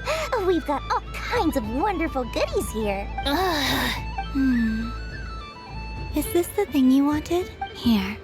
You can have it. Huh? But... Don't worry about it. It will be happier with you. Oh, thanks so much, miss! Moon Goddess. Oh, goodness gracious, Columbina. Give me strength! How am I supposed to make any more money from this child at this rate? Daddy, look! That's the game I was telling you about! Forget it. She is the Moon Goddess after all. I'll think of some other way to swing this. Maybe I can try to hook this new kid. Huh? Oh, someone already won the grand prize. You can take mine if you want. What? Why? Why are all these bleeding hearts coming here to ruin my business? Happy Moon Prayer Night, everyone. Happy Moon Prayer Night.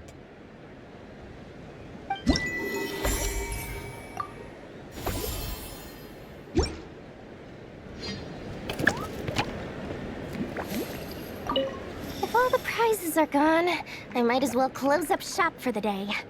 But you haven't had your fill of fun yet, right?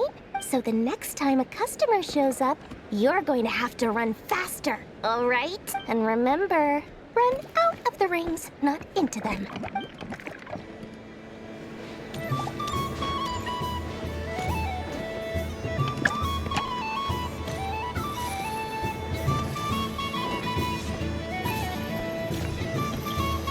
What's this? Should I give it a try?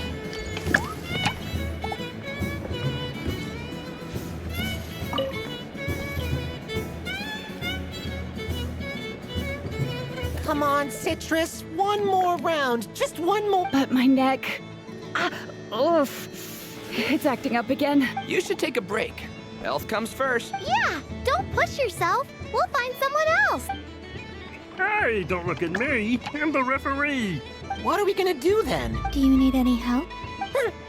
Yes, we do. We need one more player for our game. All right. Could you teach me how to play? It's really simple. You just throw the dice and move by that number of tiles. First one to reach the finish line wins. Rolling a hamster means you move one tile. A paper frog is 2 tiles, and a flying squirrel is 3 tiles. Go. Okay, I get it.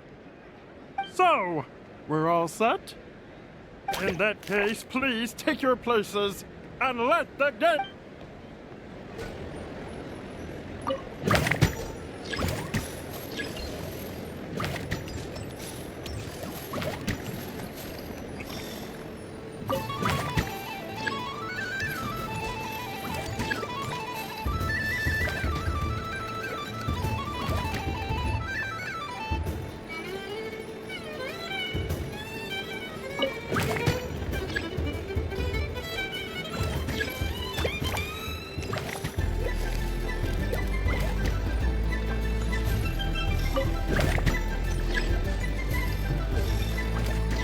And the winner is Astarte! Well done!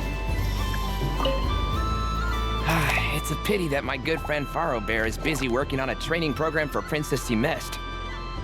If he could have been here, the victory might have been his.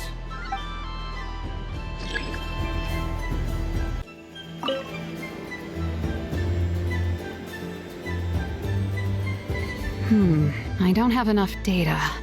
Need more samples. Is this one of the amusements?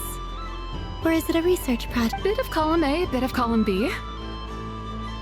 I'm currently running some synchronization tests on these bots. Basically, you need to press the button to help them successfully obtain the treasure. But you've got to time it right. I'll record your data, which will be used to improve the robot's accuracy. But, ma'am, Moon Goddess, don't you think you should take your eye mask off first? There's no need. I will be all right. Okay then. Whatever you're comfortable with. Great.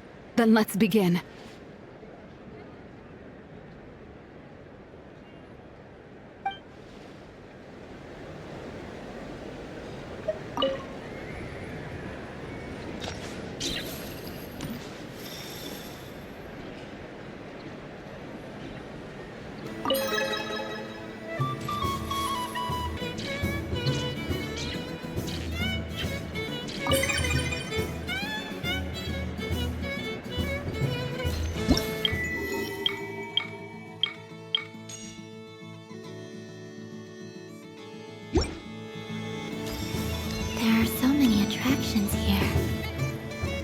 rarely get out, I might as well make the most of it.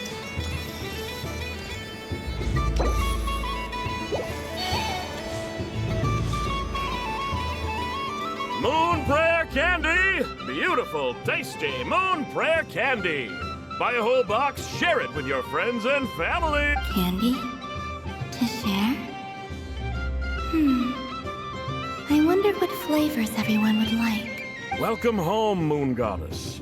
Fancy a box of Moon Prayer Candy? Sure. I knew you would. Now, what flavor would you like? I'm not sure. What flavors do you have? Is this for yourself or as a gift? A gift for my friends. Ah, I see. In that case, I'd recommend apple, lockaberry, or midsummerberry. Those are the most popular. Do you have nocturnal blossom flavor? Huh. I've seen couples give those as gifts before, but I did not know they were edible. No? Okay then. Moonfall silver? You did say this was for friends, right? Maybe smetana then. Hey, now that's a creative idea! I've never tried it before, but if you're happy to wait, I can see about whipping up a batch on the spot.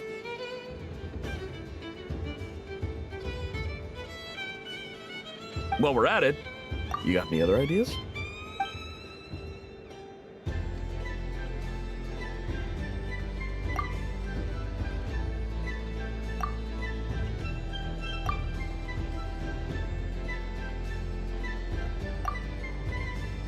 Here you go. Every flavor you asked for is in there. Thank you. I should be the one thanking you! You brought me a whole bunch of new business. It's like a genuine blessing from the Moon Goddess. I hope you and your friends have a lovely night.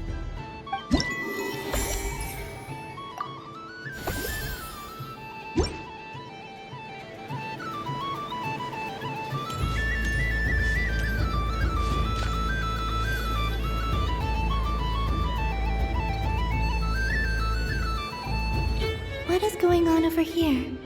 It looks like fun. Hold it right there! You can't run away from me, Moon Goddess. Are you talking to me?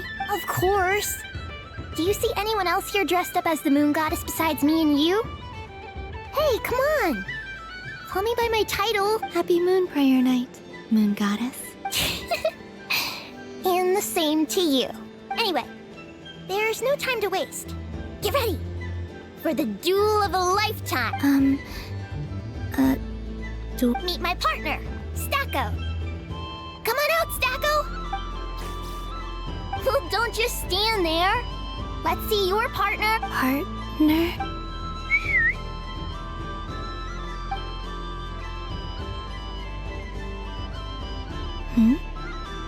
So I need to select a partner and command them in battle. Partner. I need a partner.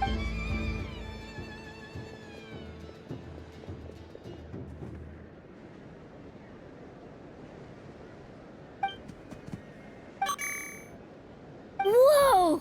Am I seeing things? Where'd you get a Kohenki? They're super rare. That's great.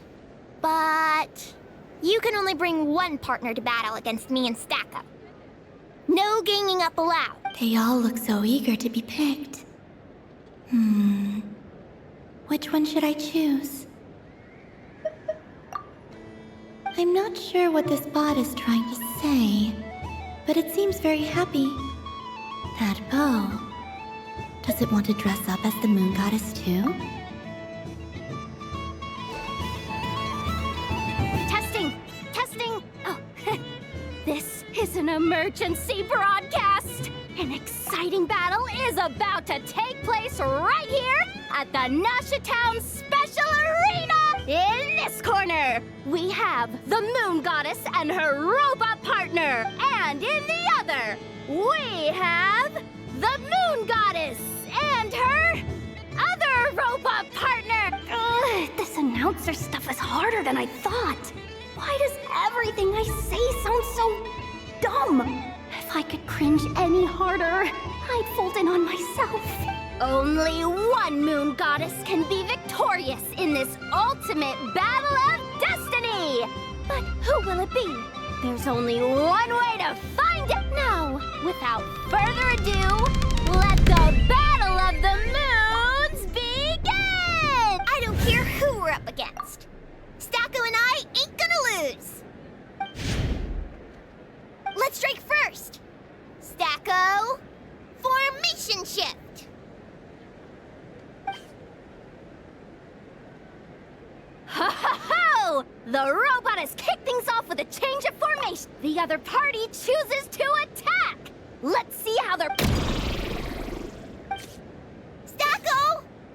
The attack lands! And if those sizzling sounds are anything to go by, it was very effective. Okay then. Stacko, maintain formation and enter your empowered state. Empowered state! There we go! Now we're talking! Absorbing the immense Kuvaki present on Moon Prayer Night! This lead! Oh, they chose the battle is Go for it, Stacko. Set Kuvaki to max! Can their opponents withstand this blow? And what will this moon goddess do? Don't be afraid. Fight however you wish. And it's the both robots empowered now! The attack comes in, but oh, attacks repelled! Opposites attract, but likes repel. What a powerful repulsion! The robot crashes into the wall. Can it keep going? Stacko! Stacko is down for the count! Our winner is the Moon Goddess! The slightly taller one, I mean. You did your best, Stacko. I'll take you to Ainos for a checkup right away, don't you worry. Well, you beat me fair and square, I guess. Honestly, I underestimated you. Won't make that mistake again. I think my partner deserves most of the credit. Just you wait. When I'm a little bit older, I'm gonna come back a whole lot stronger. Be ready for a rematch.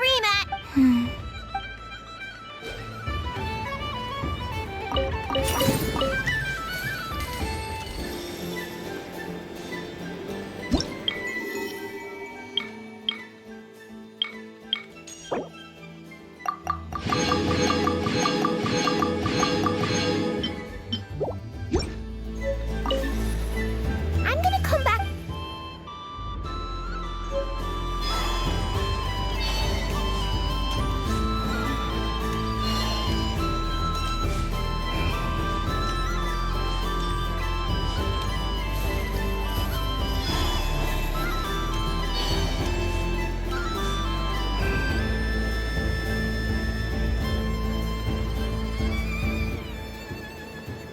Well, well, look who it is.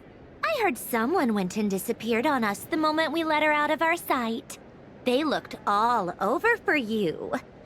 Frankly, I didn't think you'd be back for Moon Prayer Night. Were you worried about me, Sandrone? You would like that, wouldn't you?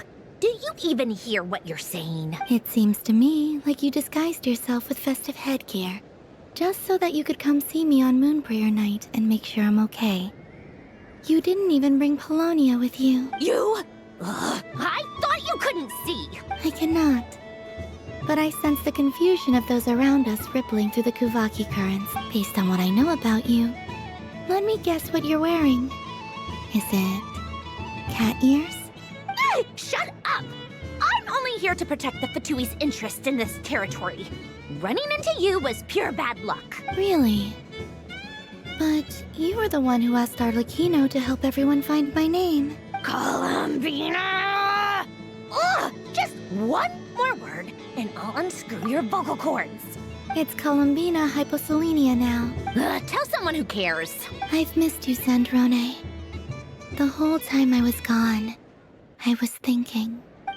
I hope I get a chance to say some ugly words to you. Is that supposed to be a joke? Anyway, let's go play that game.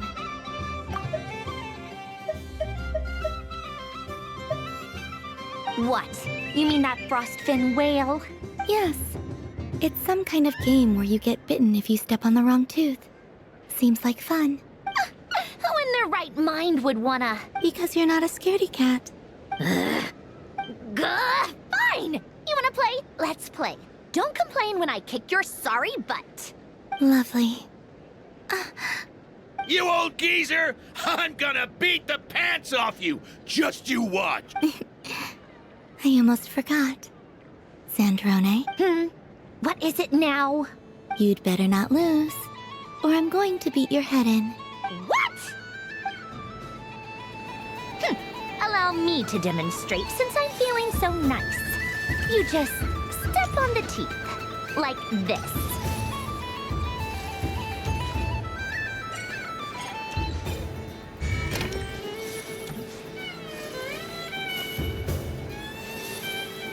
Which should I pick? I'm getting a bad feeling from this one. Sensing Kuvaki doesn't count as cheating, right? I want to switch. Your turn, Sandrone.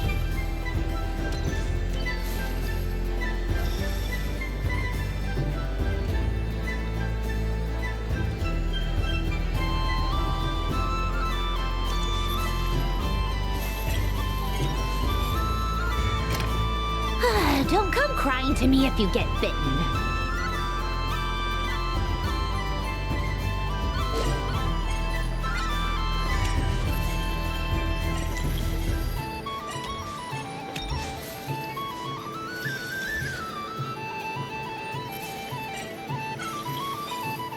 There are less and less teeth remaining.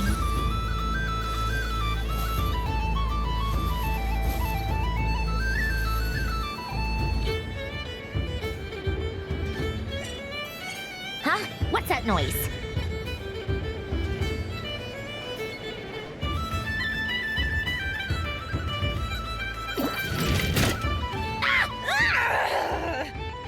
I think you might have picked a bad tooth, Sandrone.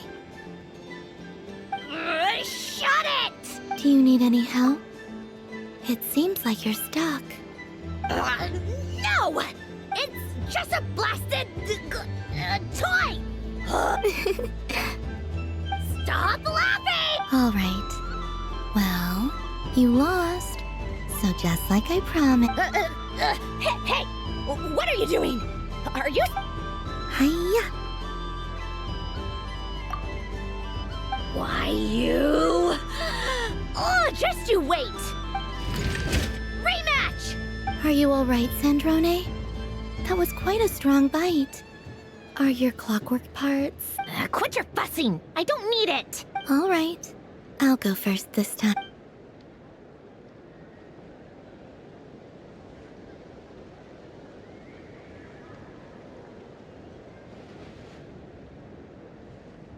I see it now. She can sense which teeth are rigged. So I just need to avoid the same ones that she does.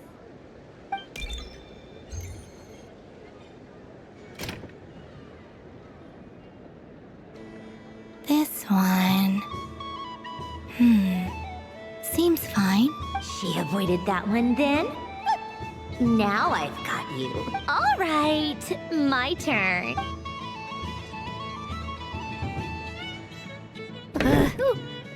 What?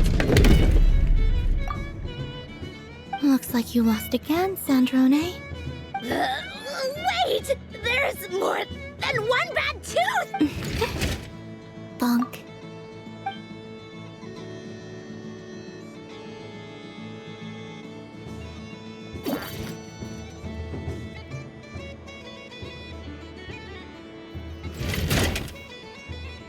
Stupid game! What idiot came up with this? Are you all right, Sandrone? You said some nasty things just now. Oh, I'm peachy.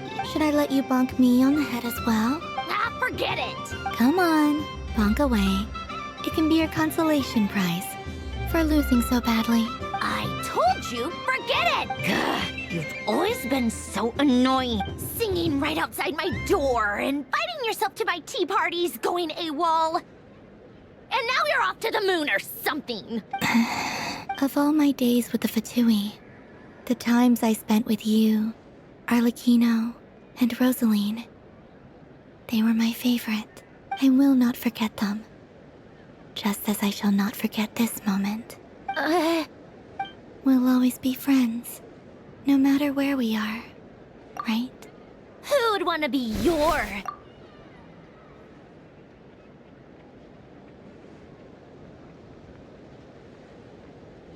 I'll miss you, Sandrone.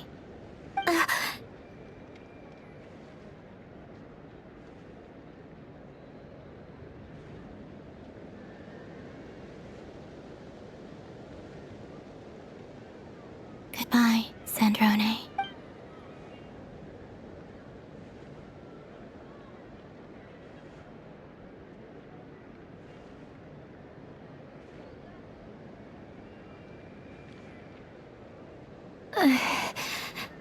I'll miss you too, Columbina. Sorry, what was that? Ah! Ah! Yeesh! No need to freak out. What's wrong? We've been looking everywhere for you. What do you want? Oh, nice ears.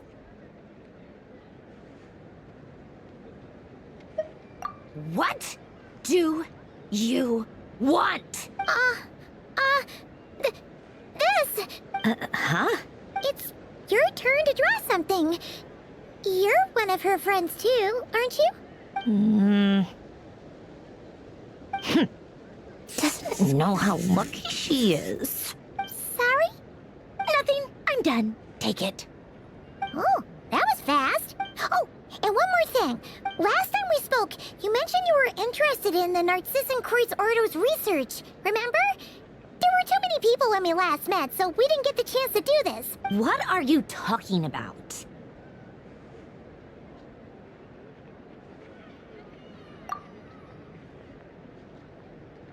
This is... Oh. Alain, Renee, and Marianne. Huh. The Holy Blade. A savior's plaything. It's not about whether I approve or not. These people, they would sacrifice themselves for the sake of the world. Especially Alain Guillotin and Renee. That is something I would never choose to do. Still, I didn't know they had any pictures left from that time. If I'd have thought to bring a camera, I'd have...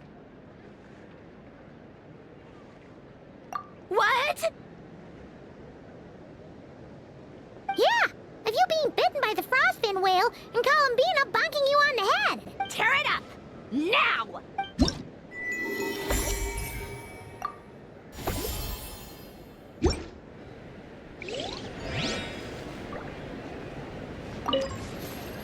What's there to see on that moon anyway? Let her go up there and cry alone. See if I care. You're giving me candy? That isn't like you. This had better not be some weird prank. Coffee flavor? I thought you hated coffee. It's extra strong too. You didn't do all this just for me, did you? Hey! Don't take it away! I never said I didn't want it. I mean, you can't unmake the candy now.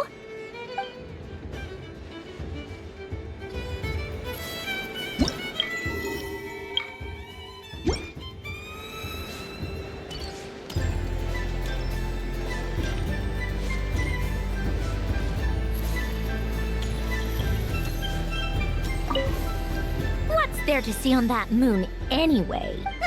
Let her go up there and cry alone. See if I care.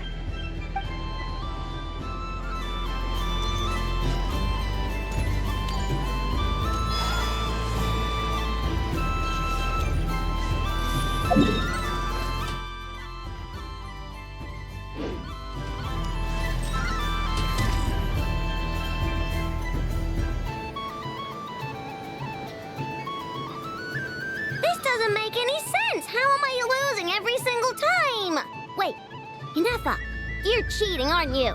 Yeah, that must be it. I am not cheating, Aino. Uh-oh, sounds like Inepa's turning into a big baloney bot. I think it's time for some serious maintenance. Moon Goddess, help me. Miss Columbina, Aino is attempting to cheat. What the? I'm not the cheater. You're the cheater. How dare you throw it back at me?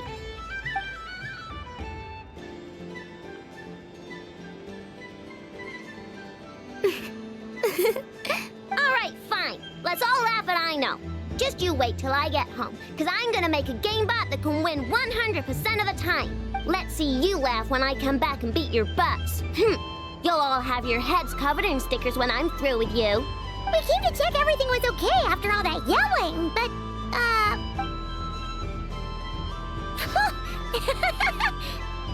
Whatever it is, it sounds like cheating is allowed. Kuhenki concentration. Each player starts with differently colored kuhenki.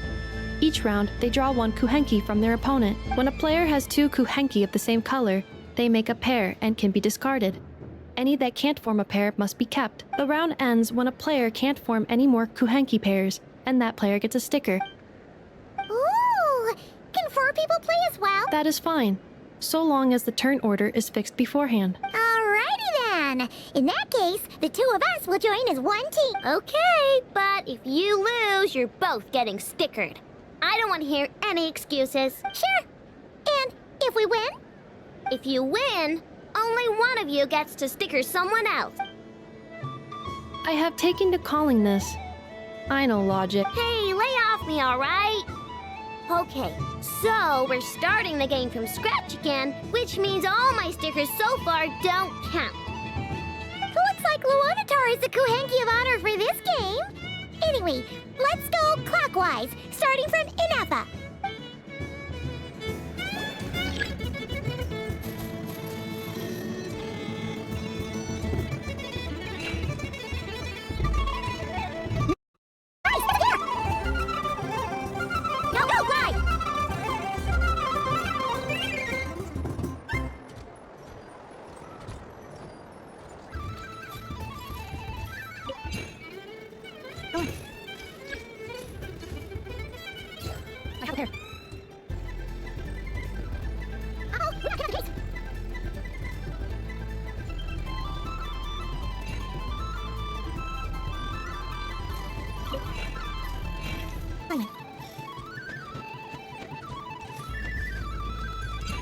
I thought I was gonna lose. Good luck, everyone. Oh, we're out.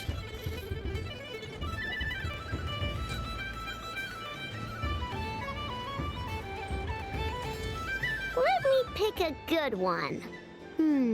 What's it gonna be? You're not looking very pleased with yourself there. What happened to being a huge Grumposaurus? I won. Duh.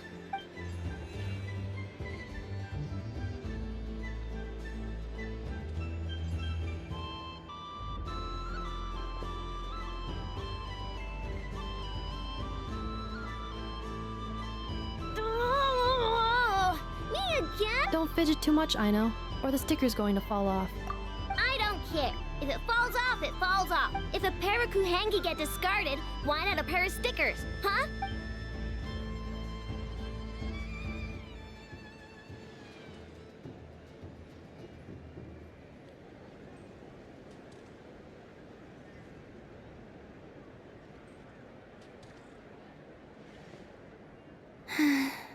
I've lost. Sticker, sticker, sticker!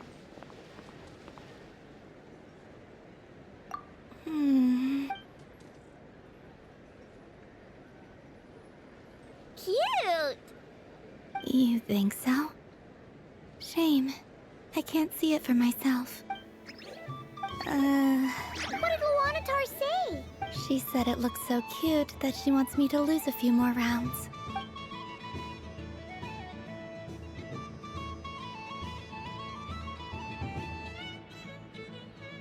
Who put these stickers on Paima's eyebrows? Ugh, she can barely see. All right, now, I think we got enough evidence to prove that there's a serious problem here. Yes, I agree as well. The culprit is... Inepa! Culprit? What did I do? Quit acting dumb, Nefa. You're not wriggling your way out of this one. I've been watching you. Not only did you remember whose side Luanatar started at, but every time someone drew a Kuhenki, you were logging it and calculating every last possibility. Which Kuhenki pairs were gone, who had what color Kuhenki in her hand, even our facial expressions. You were keeping track of it the entire time. Exactly! What Arno said! Putting aside the fact that running calculations is not against the game rules, do you have any evidence to support your allegations? But that's not against the rules either. So she admits it. She certainly does. All right, everyone grab a sticker. It's time to get a Nefa back. But... Take that!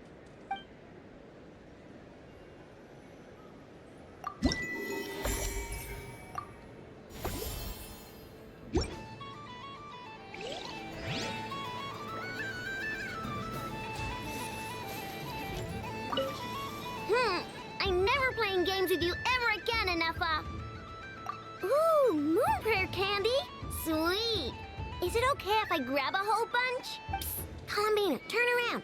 Use your huge cloak to block Nefa's vision. Yum. Oh, this one's even yummier. Oh, the flavors are blending in my mouth. Ew.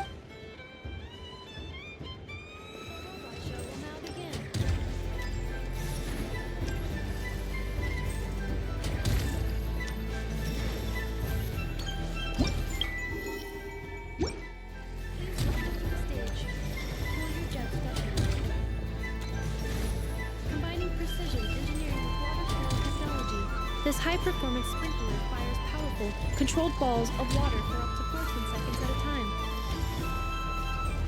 as well as providing...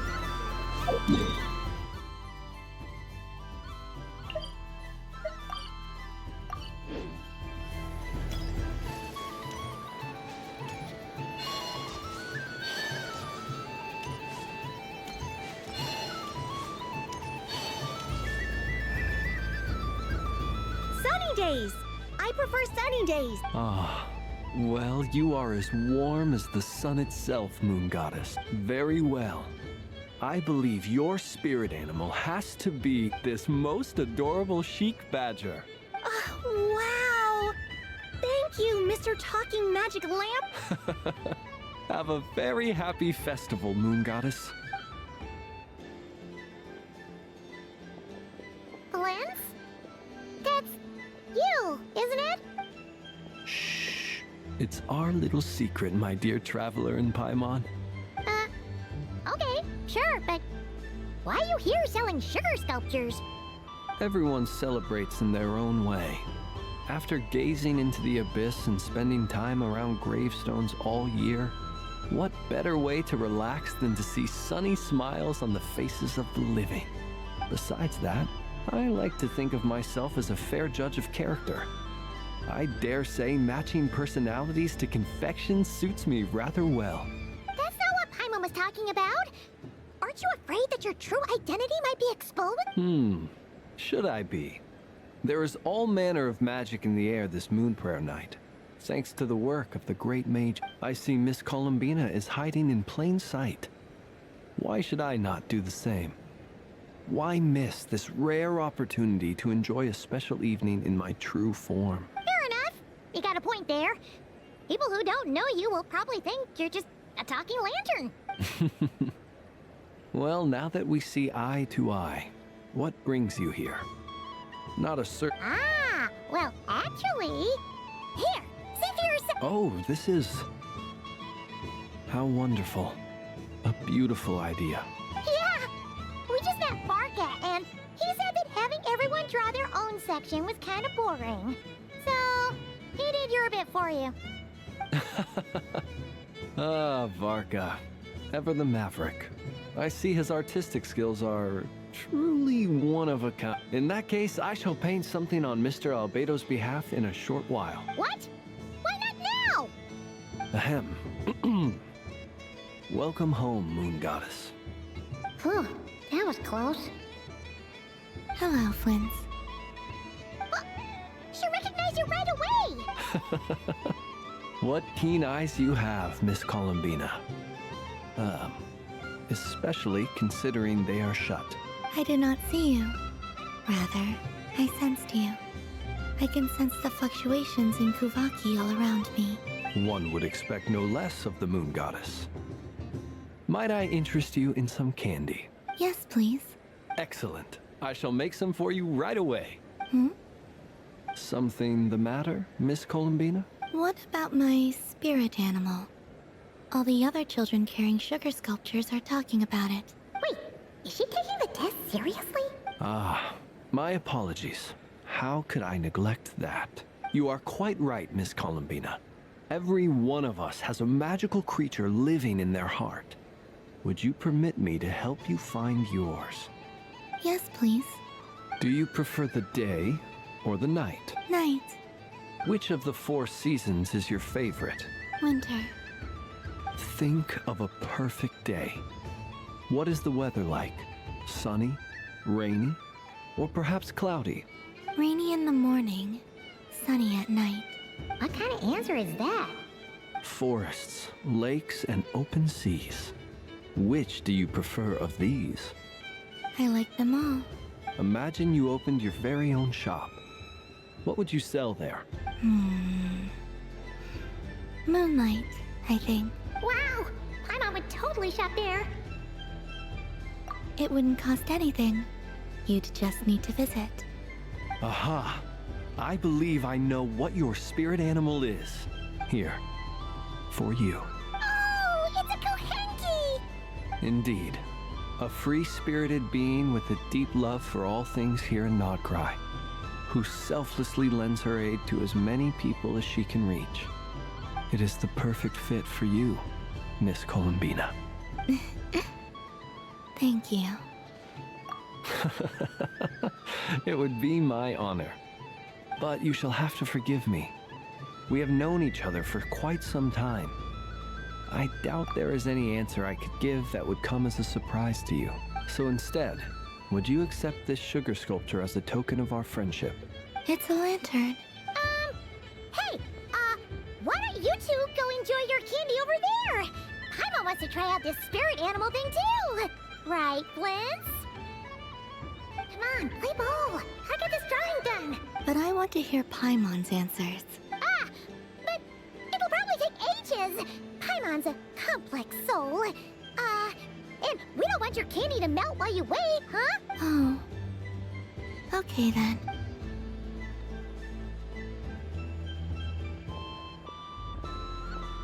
Phew.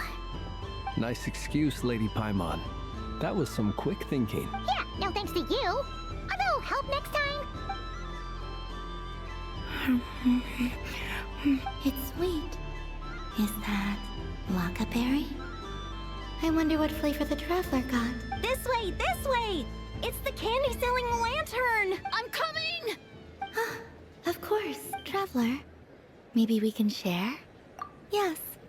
I found out recently that people share their food sometimes, so I'd like to try it. Or is that a no? Thank you.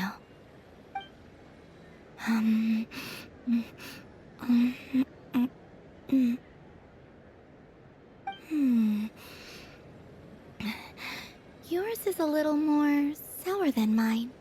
Here, you try it. Are you sure? Amazing. My sugar sculpture has shrunk, yet my heart is filled with feelings of sweetness. I will remember this feeling. Sure.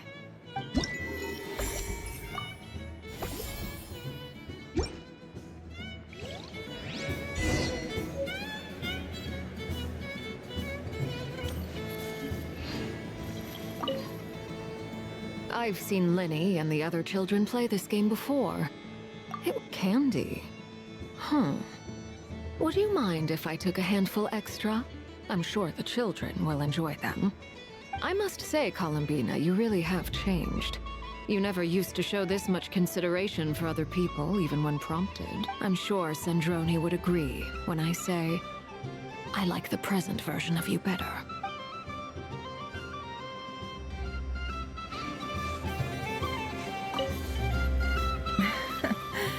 That was fun. It's a shame Ashru doesn't like playing with water. Or I'd have roped him in as well. Oh. A gift? You shouldn't have, Miss Columbina. Very nice indeed. Candy is one of many luxuries that the desert folk could never afford. How I yearned for candy when I could not have it. Yet, now that it is readily available to me, I never seem to crave it. May your moon prayer night be one free from regrets.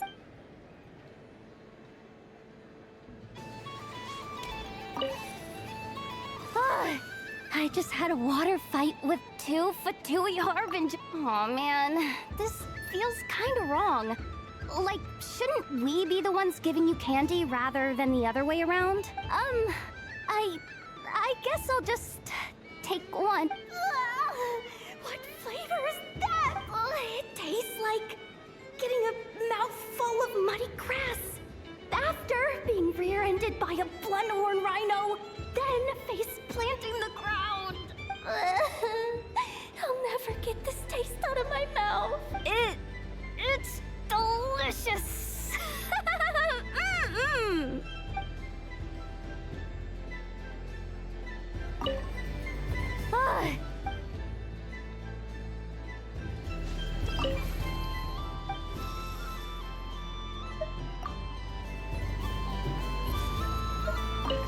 Yes. May everyone's wishes... Why, thank you. Don't mind if I do. Oh, my. It's so sweet. I'm so accustomed to plain, simple meals that this sweet treat is quite a shock to the senses. But I savor this moment in its entirety because it tastes like true friendship.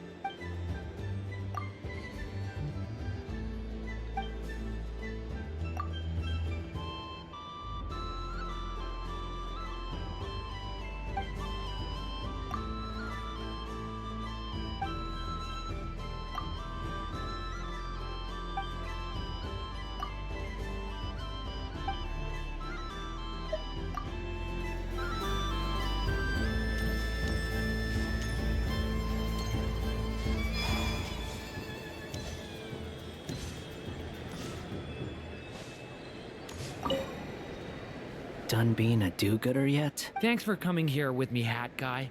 Are there any games you'd like to play? It's your turn to pick. I'll come with you. Why does that hamster think you've grown up? You haven't changed at all. I know you don't mean that. You're just taking the opportunity to make fun of me, aren't you? Even if you won't admit that taking some time to compose yourself is important, I can see that you're doing it in practice. Otherwise, you'd have taken off your hat and flown away by now. Looks like Albedo's socialization program has been far more useful to you than all those Vahumana textbooks. A moon prayer candy for me? Thank you. It smells like baked apples and butter. Reminds me of Good Hunter, a restaurant in Mondstadt. I always have to resist the temptation to go there unless I'm ordering food. I understand your homesickness, Miss Columbina. I have a double dose of it because both Simulanka and Mondstadt are my home.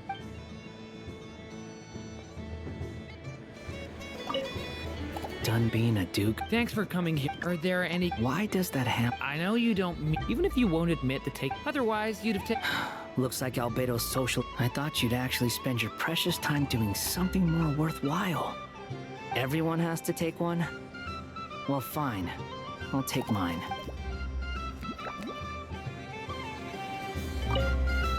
done being a dupe? Thanks for coming here. Are there any...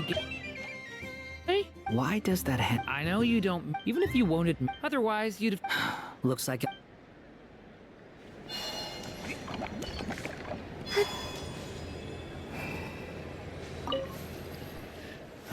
It'd be rude to just leave without saying anything. But at the same time... Huh? Albedo? This sketch is for you. Oh, The north wind left in the lurch. Thank you. It seems I've picked lemon. It strikes a good balance between sweet and sour. This has piqued my curiosity. What if we were to add citrus and other spices, then enhance the flavor via caramelization? I wonder what the end product would be like. Perhaps I should take the time to try this out. Huh? Albedo? This sketch is for you. Oh, The north wind left in the lurch. Ooh, I get one too? What is that? Oh, it's so familiar. Don't tell me. Oh, I got it. It's like the candy jar dropped into a vat of today's boon. Seems I'm a proud recipient of today's Feast of the Moon, huh?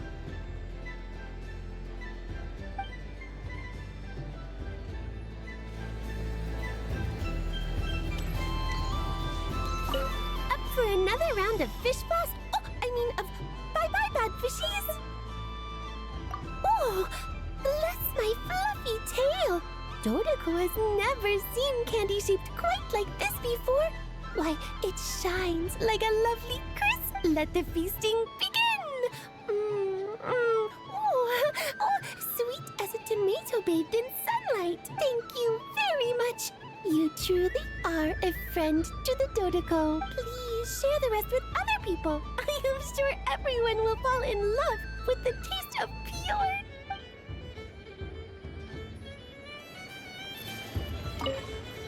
I don't suppose you... Don't get me wrong, once is plenty. You're under no obligation. Oh, I love the color of this wrapping paper. But the bow on that one is just so perfect. Oh, this is a tough choice. I know the wrapping paper doesn't affect the flavor, but it does set the first impression, which can influence your mood as you eat it. And actually, that does affect the flavor.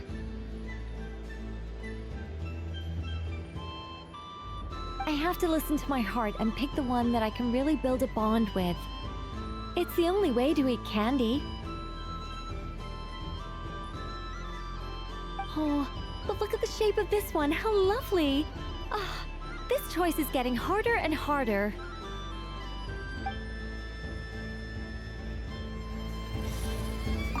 The death card made a most the moon for which fretting is of no avail.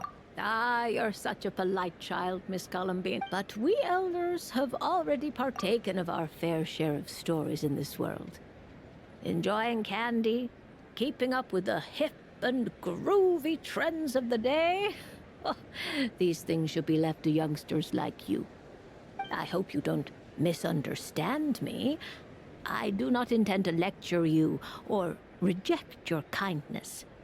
It is simply that the mere sight of this candy is starting to give me a toothache.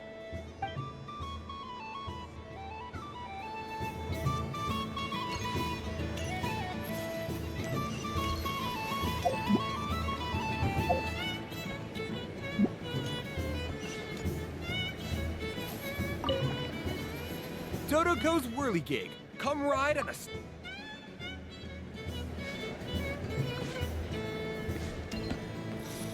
If all the prizes, so the next, and remember, run. Oh, a gift for me? Lord Sangamabe really is going up in the world. Wow, candy from the moon goddess herself. If I back this up, no, what am I saying? Box this up in exquisite gift boxes? Yes, I can make a fortune. Maybe I don't even need to go to all that trouble. Any old boxes will do. I just need to tell my customers that this candy is blessed by the moon goddess. Yeah, that ought to do it. Sounds like a plan. Time to have Irwa earn his keep when I get back.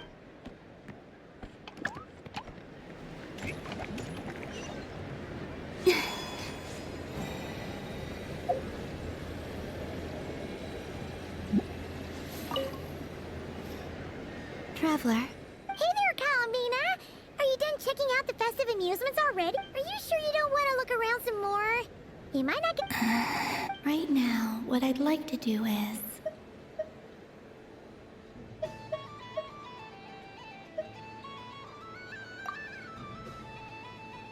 Oh! Candy for us?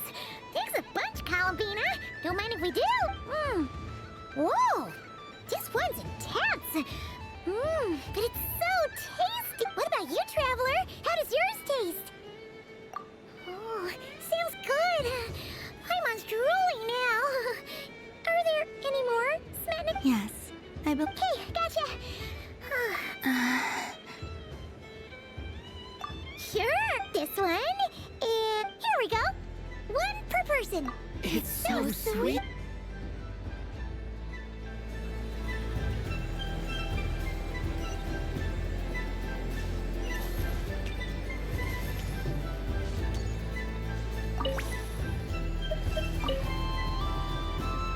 Welcome home, Moon Goddess. Would you like to try on some... I always hear Llama saying how heavy her antlers are. Let me give... Oh my! It's a little... Should I keep wearing it?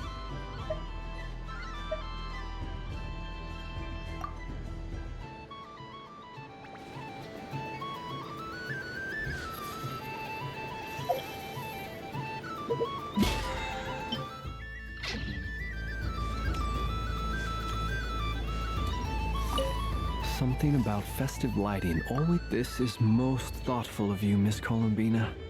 Kindness exudes from your heart like benevolent moonlight. Forgive me, but I shall have to enjoy this gift a little later. I hope that the flavor I chose is not the only one of its kind. If others were denied the chance to sample such kindness as you have shown to me, it would be a great pity indeed.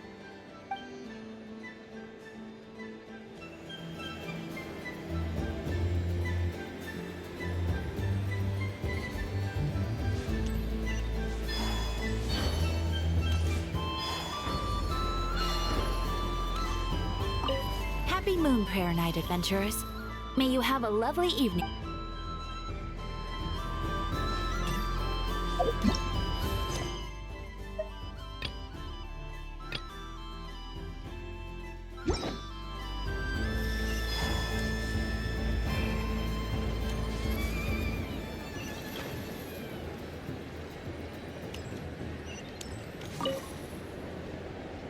Traveler, Paimon. Columbina! Finished with the festival already?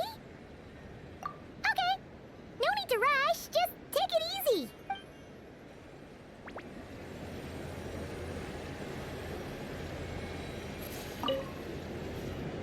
Traveler. Columbina! Finished with the festival already? Really? You're sure you don't want to have a little more fun out there? But... Yes, I am sure.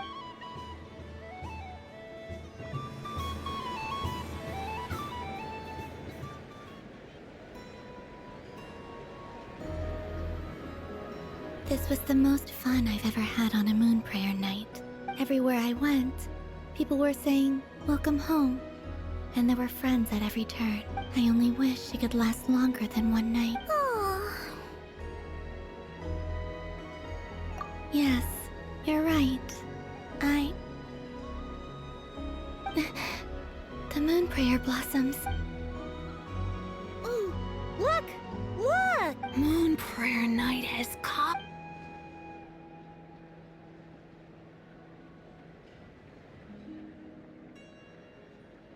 The moon. It's so beautiful. Happy Moon Prayer Night, dear. Happy Moon Prayer Night. Happy Moon Prayer Night.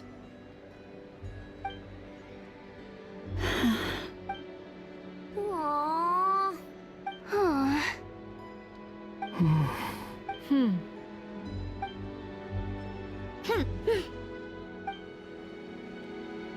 Time flies when you're having fun.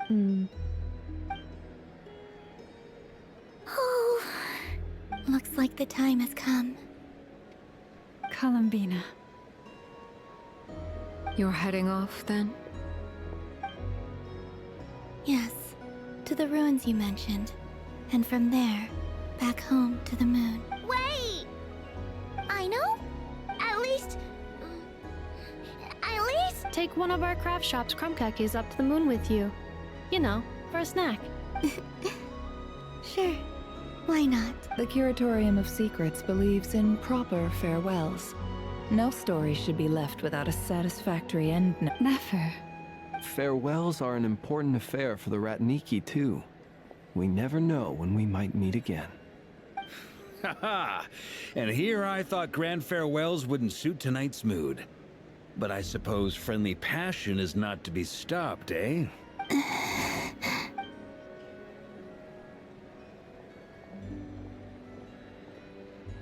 We made a little something for you, Columbina. Ta-da!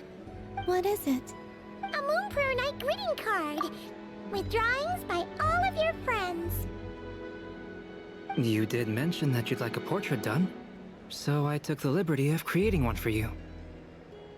I, meanwhile, did the portrait of Mr. Albedo, and Mr. Varka did the same for me. I mean, I think my work was pretty true to life, don't you think? The picture of Ashru was my doing. The two of you seem to get along rather well. Oh, wait. Was I the only one who did a full-body picture? That's so embarrassing. I did pictures of me and Anefa. I did my own portrait and one for Hat Guy. Plus, there's the two mages, Arlecchino and Sandrone. So, if you ever miss us, just flip the card open and we'll all be right there with you. I don't know what to say. Thank you so much, everyone. This whole Moon Prayer Night was more than I could have ever asked for. It is the greatest gift I have ever received. Lama, I figured it out. Figured what out? Remember how the Frost Moon Scions used to use milk as invisible ink to write hidden messages? That was a very long time ago. Oh, are you saying? Yes. When I miss you all, I shall use moonlight in the same way, to write words that only you can see upon the moon itself. Wow, that sounds lovely. Quite. But how will we see them? Simply open your windows on nights when the moon shines bright, and the moonlight will naturally flow towards the words I have written. That sounds most fitting indeed. Very true to form. I'll try to write them in places that won't disturb your sleep. I, for one, would sleep all the better for having read one of your messages before settling down for the... Exactly! So don't worry about disturbing anyone's sleep. Just promise you'll write to let us know you're okay, alright? All right. I promise.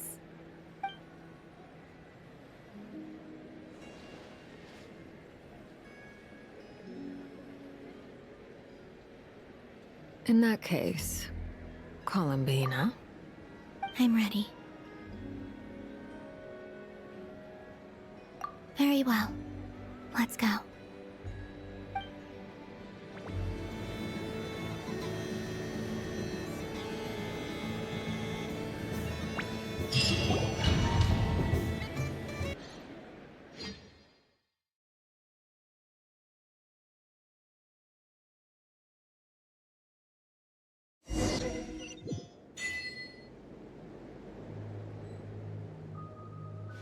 In just a few moments, I will be gone.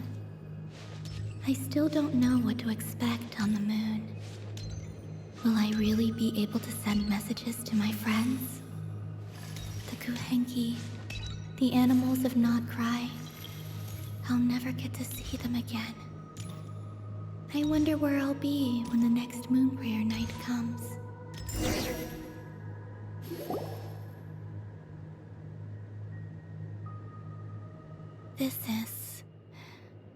This is where the people of Hyperborea used to communicate with the moon. Eternal moon, frost moon, iridescent moon. When the power of all three converge... The gate to the moons shall open. Moon marrow preparations are complete. Only the final step remains. I'm sure Nasha Town is livelier than ever at this moment. Yeah. It's a shame you couldn't be there for it, but it's now or never. It's fine. I'm more than happy with this. My last piece of luggage. My only piece of luggage.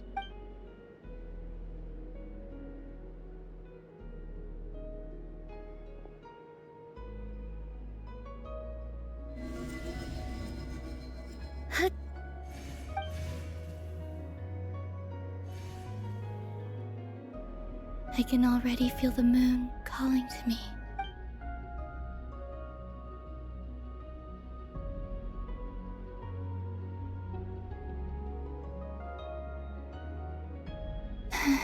Your home lies on the far side of this light, Columbina. From now on, we will at last have a reason to pray to the true moon. Columbina, Yes? I'm listening. be sure to come back and see us when you get the chance.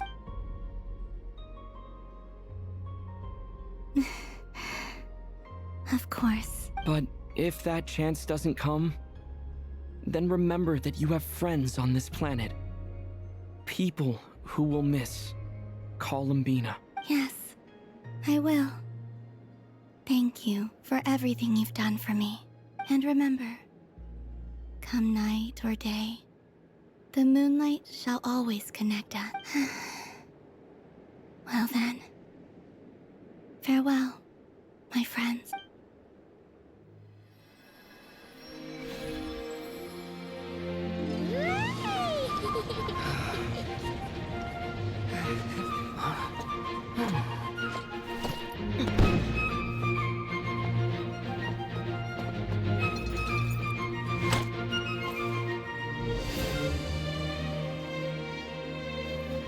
Thank you. This was my happiest night in Teyvat.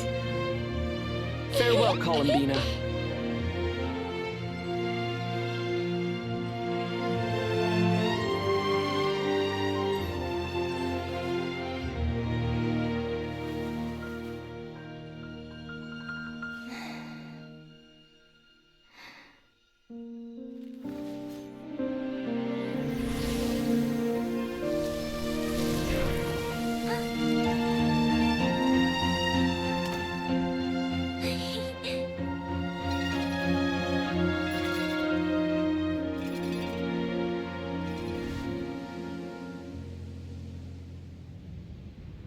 The moon really is closer than ever tonight.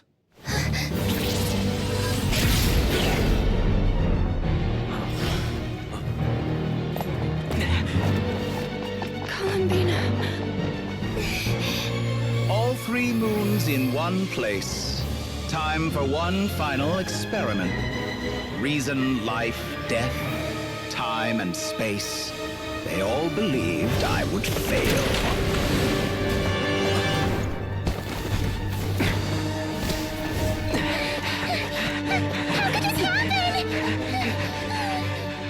But Teyvat's primordial power never did belong to the throne of heaven.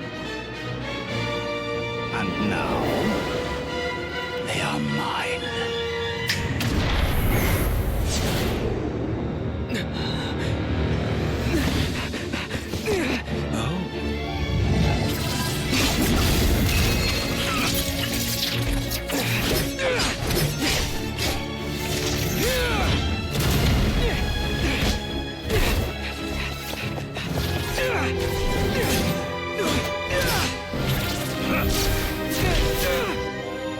No, as long as I'm here. The Doctor is free to wield the 3 moons' power.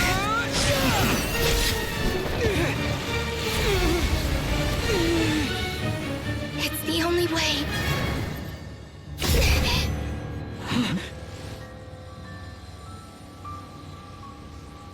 I guess I won't be going home today.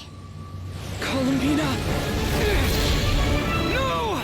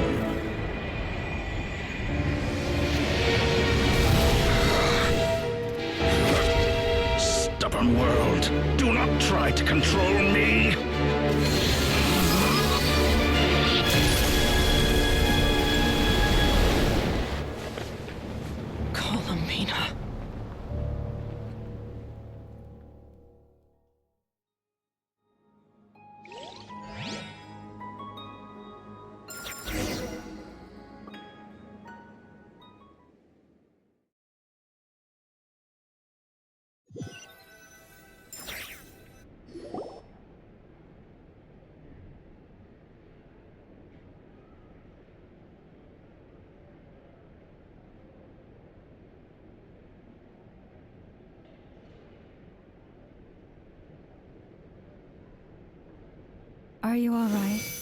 Do your wounds still hurt?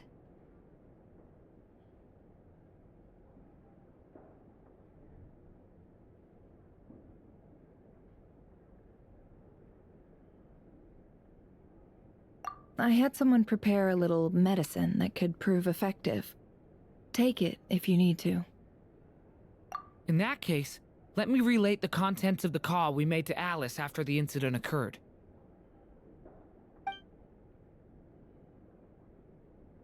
That Dottore is a crafty one. He distracted the Hexen Circle by creating a huge fuss at Tevat's borders. I'd assumed that the cause was an abyssal intrusion from the outside world, which in fairness is a rather common occurrence. But after learning that you managed to influence the phantoms in Nodkrai, I realized that perhaps this interference could have come from within Tevat instead. But we weren't able to change their fates. True, you couldn't change how their stories ended, but you did build some variables around yourself. Variables? Yes. Things you heard that you could not otherwise have learned. Ideas that would otherwise have never crossed your mind. All these things are variables. Of course, most variables usually pale into insignificance with the myriad of possibilities floating around. But the moment you start treating them as building blocks and intentionally stacking them, that changes things. That's what Dottore did, and it's how he created the necessary conditions so that when you activated the portal tonight, it played right into his plan. However, we have no way of knowing exactly what he did. Yeah, we also need to ascertain Columbina's status. And that about sums it up. As I suspected, Dottore has disappeared completely. If it's any consolation, he wasn't able to control Columbina as he might have wished to. Oh no! What? She did what? All we saw was Dottore appeared and used some kind of power. The next thing we knew, he and Columbina were gone and you were falling into the sea.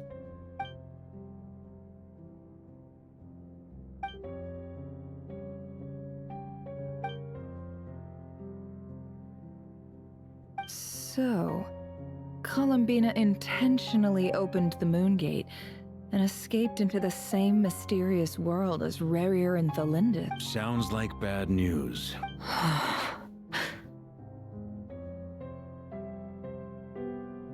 Seen in that way, the Trilunar Syzygy and Rerir's emergence, Dottore might have been pulling the strings in both cases.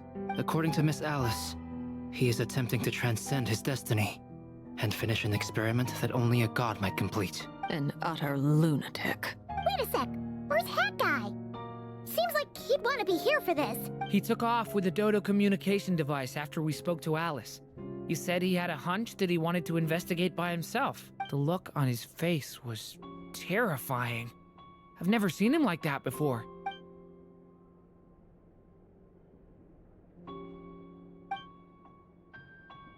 I'm back. Hat Guy! I went to look for the Hyperborean phantoms again. I think I've gotten to the bottom. I got them to talk to Nicole on the other end of the communications line. Turns out, the history they describe is different from how Nicole remembers it. Really? But how? Surely Nicole can't have been wrong. Because the phantoms are the ones who are deceived. They speak of a savior who appeared in their history. One who never should have existed. This savior promised to create a new moon within the false sky, and even bring back their moon goddesses. Foolishly, they believed in him, and told him everything he wanted to know about the moons. It's obvious that this was Dottore's doing. Now you mention it, the first time we entered the Hyperborean ruins, we heard the phantoms discussing their history, and I remember Nicole commenting that something sounded a little strange. But Dottore shouldn't have been able to get in there in the first place. He didn't. Nicole said that this was an anomalous state triggered by disruptions in the causal connections between phantoms from the same era. The variables that Dottore put in place were substantial enough that they even affected phantoms that he never met. So it's not that their memories were unclear. They'd been tampered with. That's exactly the possibility Dottore was trying to manufacture. He turned these variables into knowledge and engineered the situation so all that knowledge would fall into his hand. Then, he harnessed that knowledge on Moon Prayer Night to truly create a false moon. How is that even possible? To be precise, he exploited a weakness in the way the spell works. The spell senses Kuvaki to detect the moon's location. So, as long as the false moon more strongly resembled a moon, the gate would teleport Columbina to the false moon's location. In other words, to Dottore's side. Once he had her under control, the teleportation spell remained active, and he manipulated her power to seize both moon marrows. At that moment, the moon marrows disappeared right before our eyes. It was already too late, even as we were leaving the ruins. By then, Dottore had already amassed the power of all 3 moons. So, where does that leave us? What do we do now? I'd certainly like to know what Her Majesty thinks, now that the concerns I expressed to her have come to pass. But we cannot simply sit and wait for her to decide the matter. And in any case, it is not the Fatui Harbinger Damselette who sees us as her friends, but rather Columbina Hyposelenia. If, even in such extreme circumstances, Her Majesty will not lift the prohibition on Harbingers drawing steel against one another, then I will do as my heart demands. I will fight as Peruware instead. Oh, Arlecchino! Time is short, so I'll make the first move.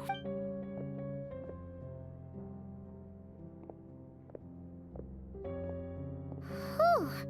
Even Arlecchino seems to be losing her cool nap.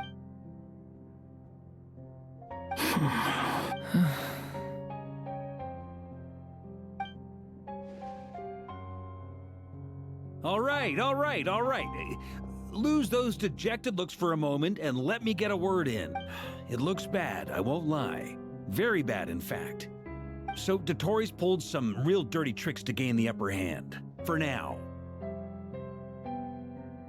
And yeah, it's to the point where even the mages say that his variables have affected destiny. I'm not so sure, though. Many have told me that Tevat's destiny is fixed, and that does appear to be the case. Well, what makes Dottore so sure he'll be the exception? And since he was able to stack these variables up, who's to say we can't do the same? You of all people should not be discouraged, traveler from afar. This isn't over yet. And you're not alone in that. Everyone here does, whether they've spoken thus far or not. But none of us are the type to sit back and wait for the sun to shine again. That's exactly how a knight should roll. If they knock you down, you get back up and get back in it. Don't forget, Honorary Knight, you're a legitimate member of Mondstadt too. Mark is right. This is far from over. Dottore's already way overdue a butt-kicking given his past shenanigans. And after this, he's earned himself a double dose. That's what I'm talking about. How's everyone else feeling? I'll use Kuvaki to investigate Columbina's whereabouts. I am not ready to give up either. Leave the intel gathering to me. Whatever happens within Nodkrai's borders, when the Curatorium of Secrets wants to be in the know, we always find a way. Aino and I will do all we can to support you. We will attempt to reverse engineer Dottore's actions and seek a breakthrough that way. Alice and Nicole are busy dealing with an emergency at Tevat's borders, so they can't return just yet. But they're both very angry about this. They've asked Albedo and me to act on the Hexen Circle's behalf and do everything in our power to fight back against Dottore. Are you ready then? We're going to have to conduct a lot of research, even in the early stages. I'll do my best. As for me, I'm pretty familiar with Dottore's way of doing things, so I can try to predict his next move. I'll help with your investigation. Nice! Looks like we have our basic division of labor. I'll get in touch with Flints and Eatlua, get them to have a chat with their Starshiner. It couldn't hurt to bring the Lightkeepers on board as well. At the same time, I'll pass on instructions to the knights present in Nodkrai to assist the Lightkeepers and other organizations in ensuring the safety of those living here. Yeah, we'll show him. That's it then. Good luck, everyone.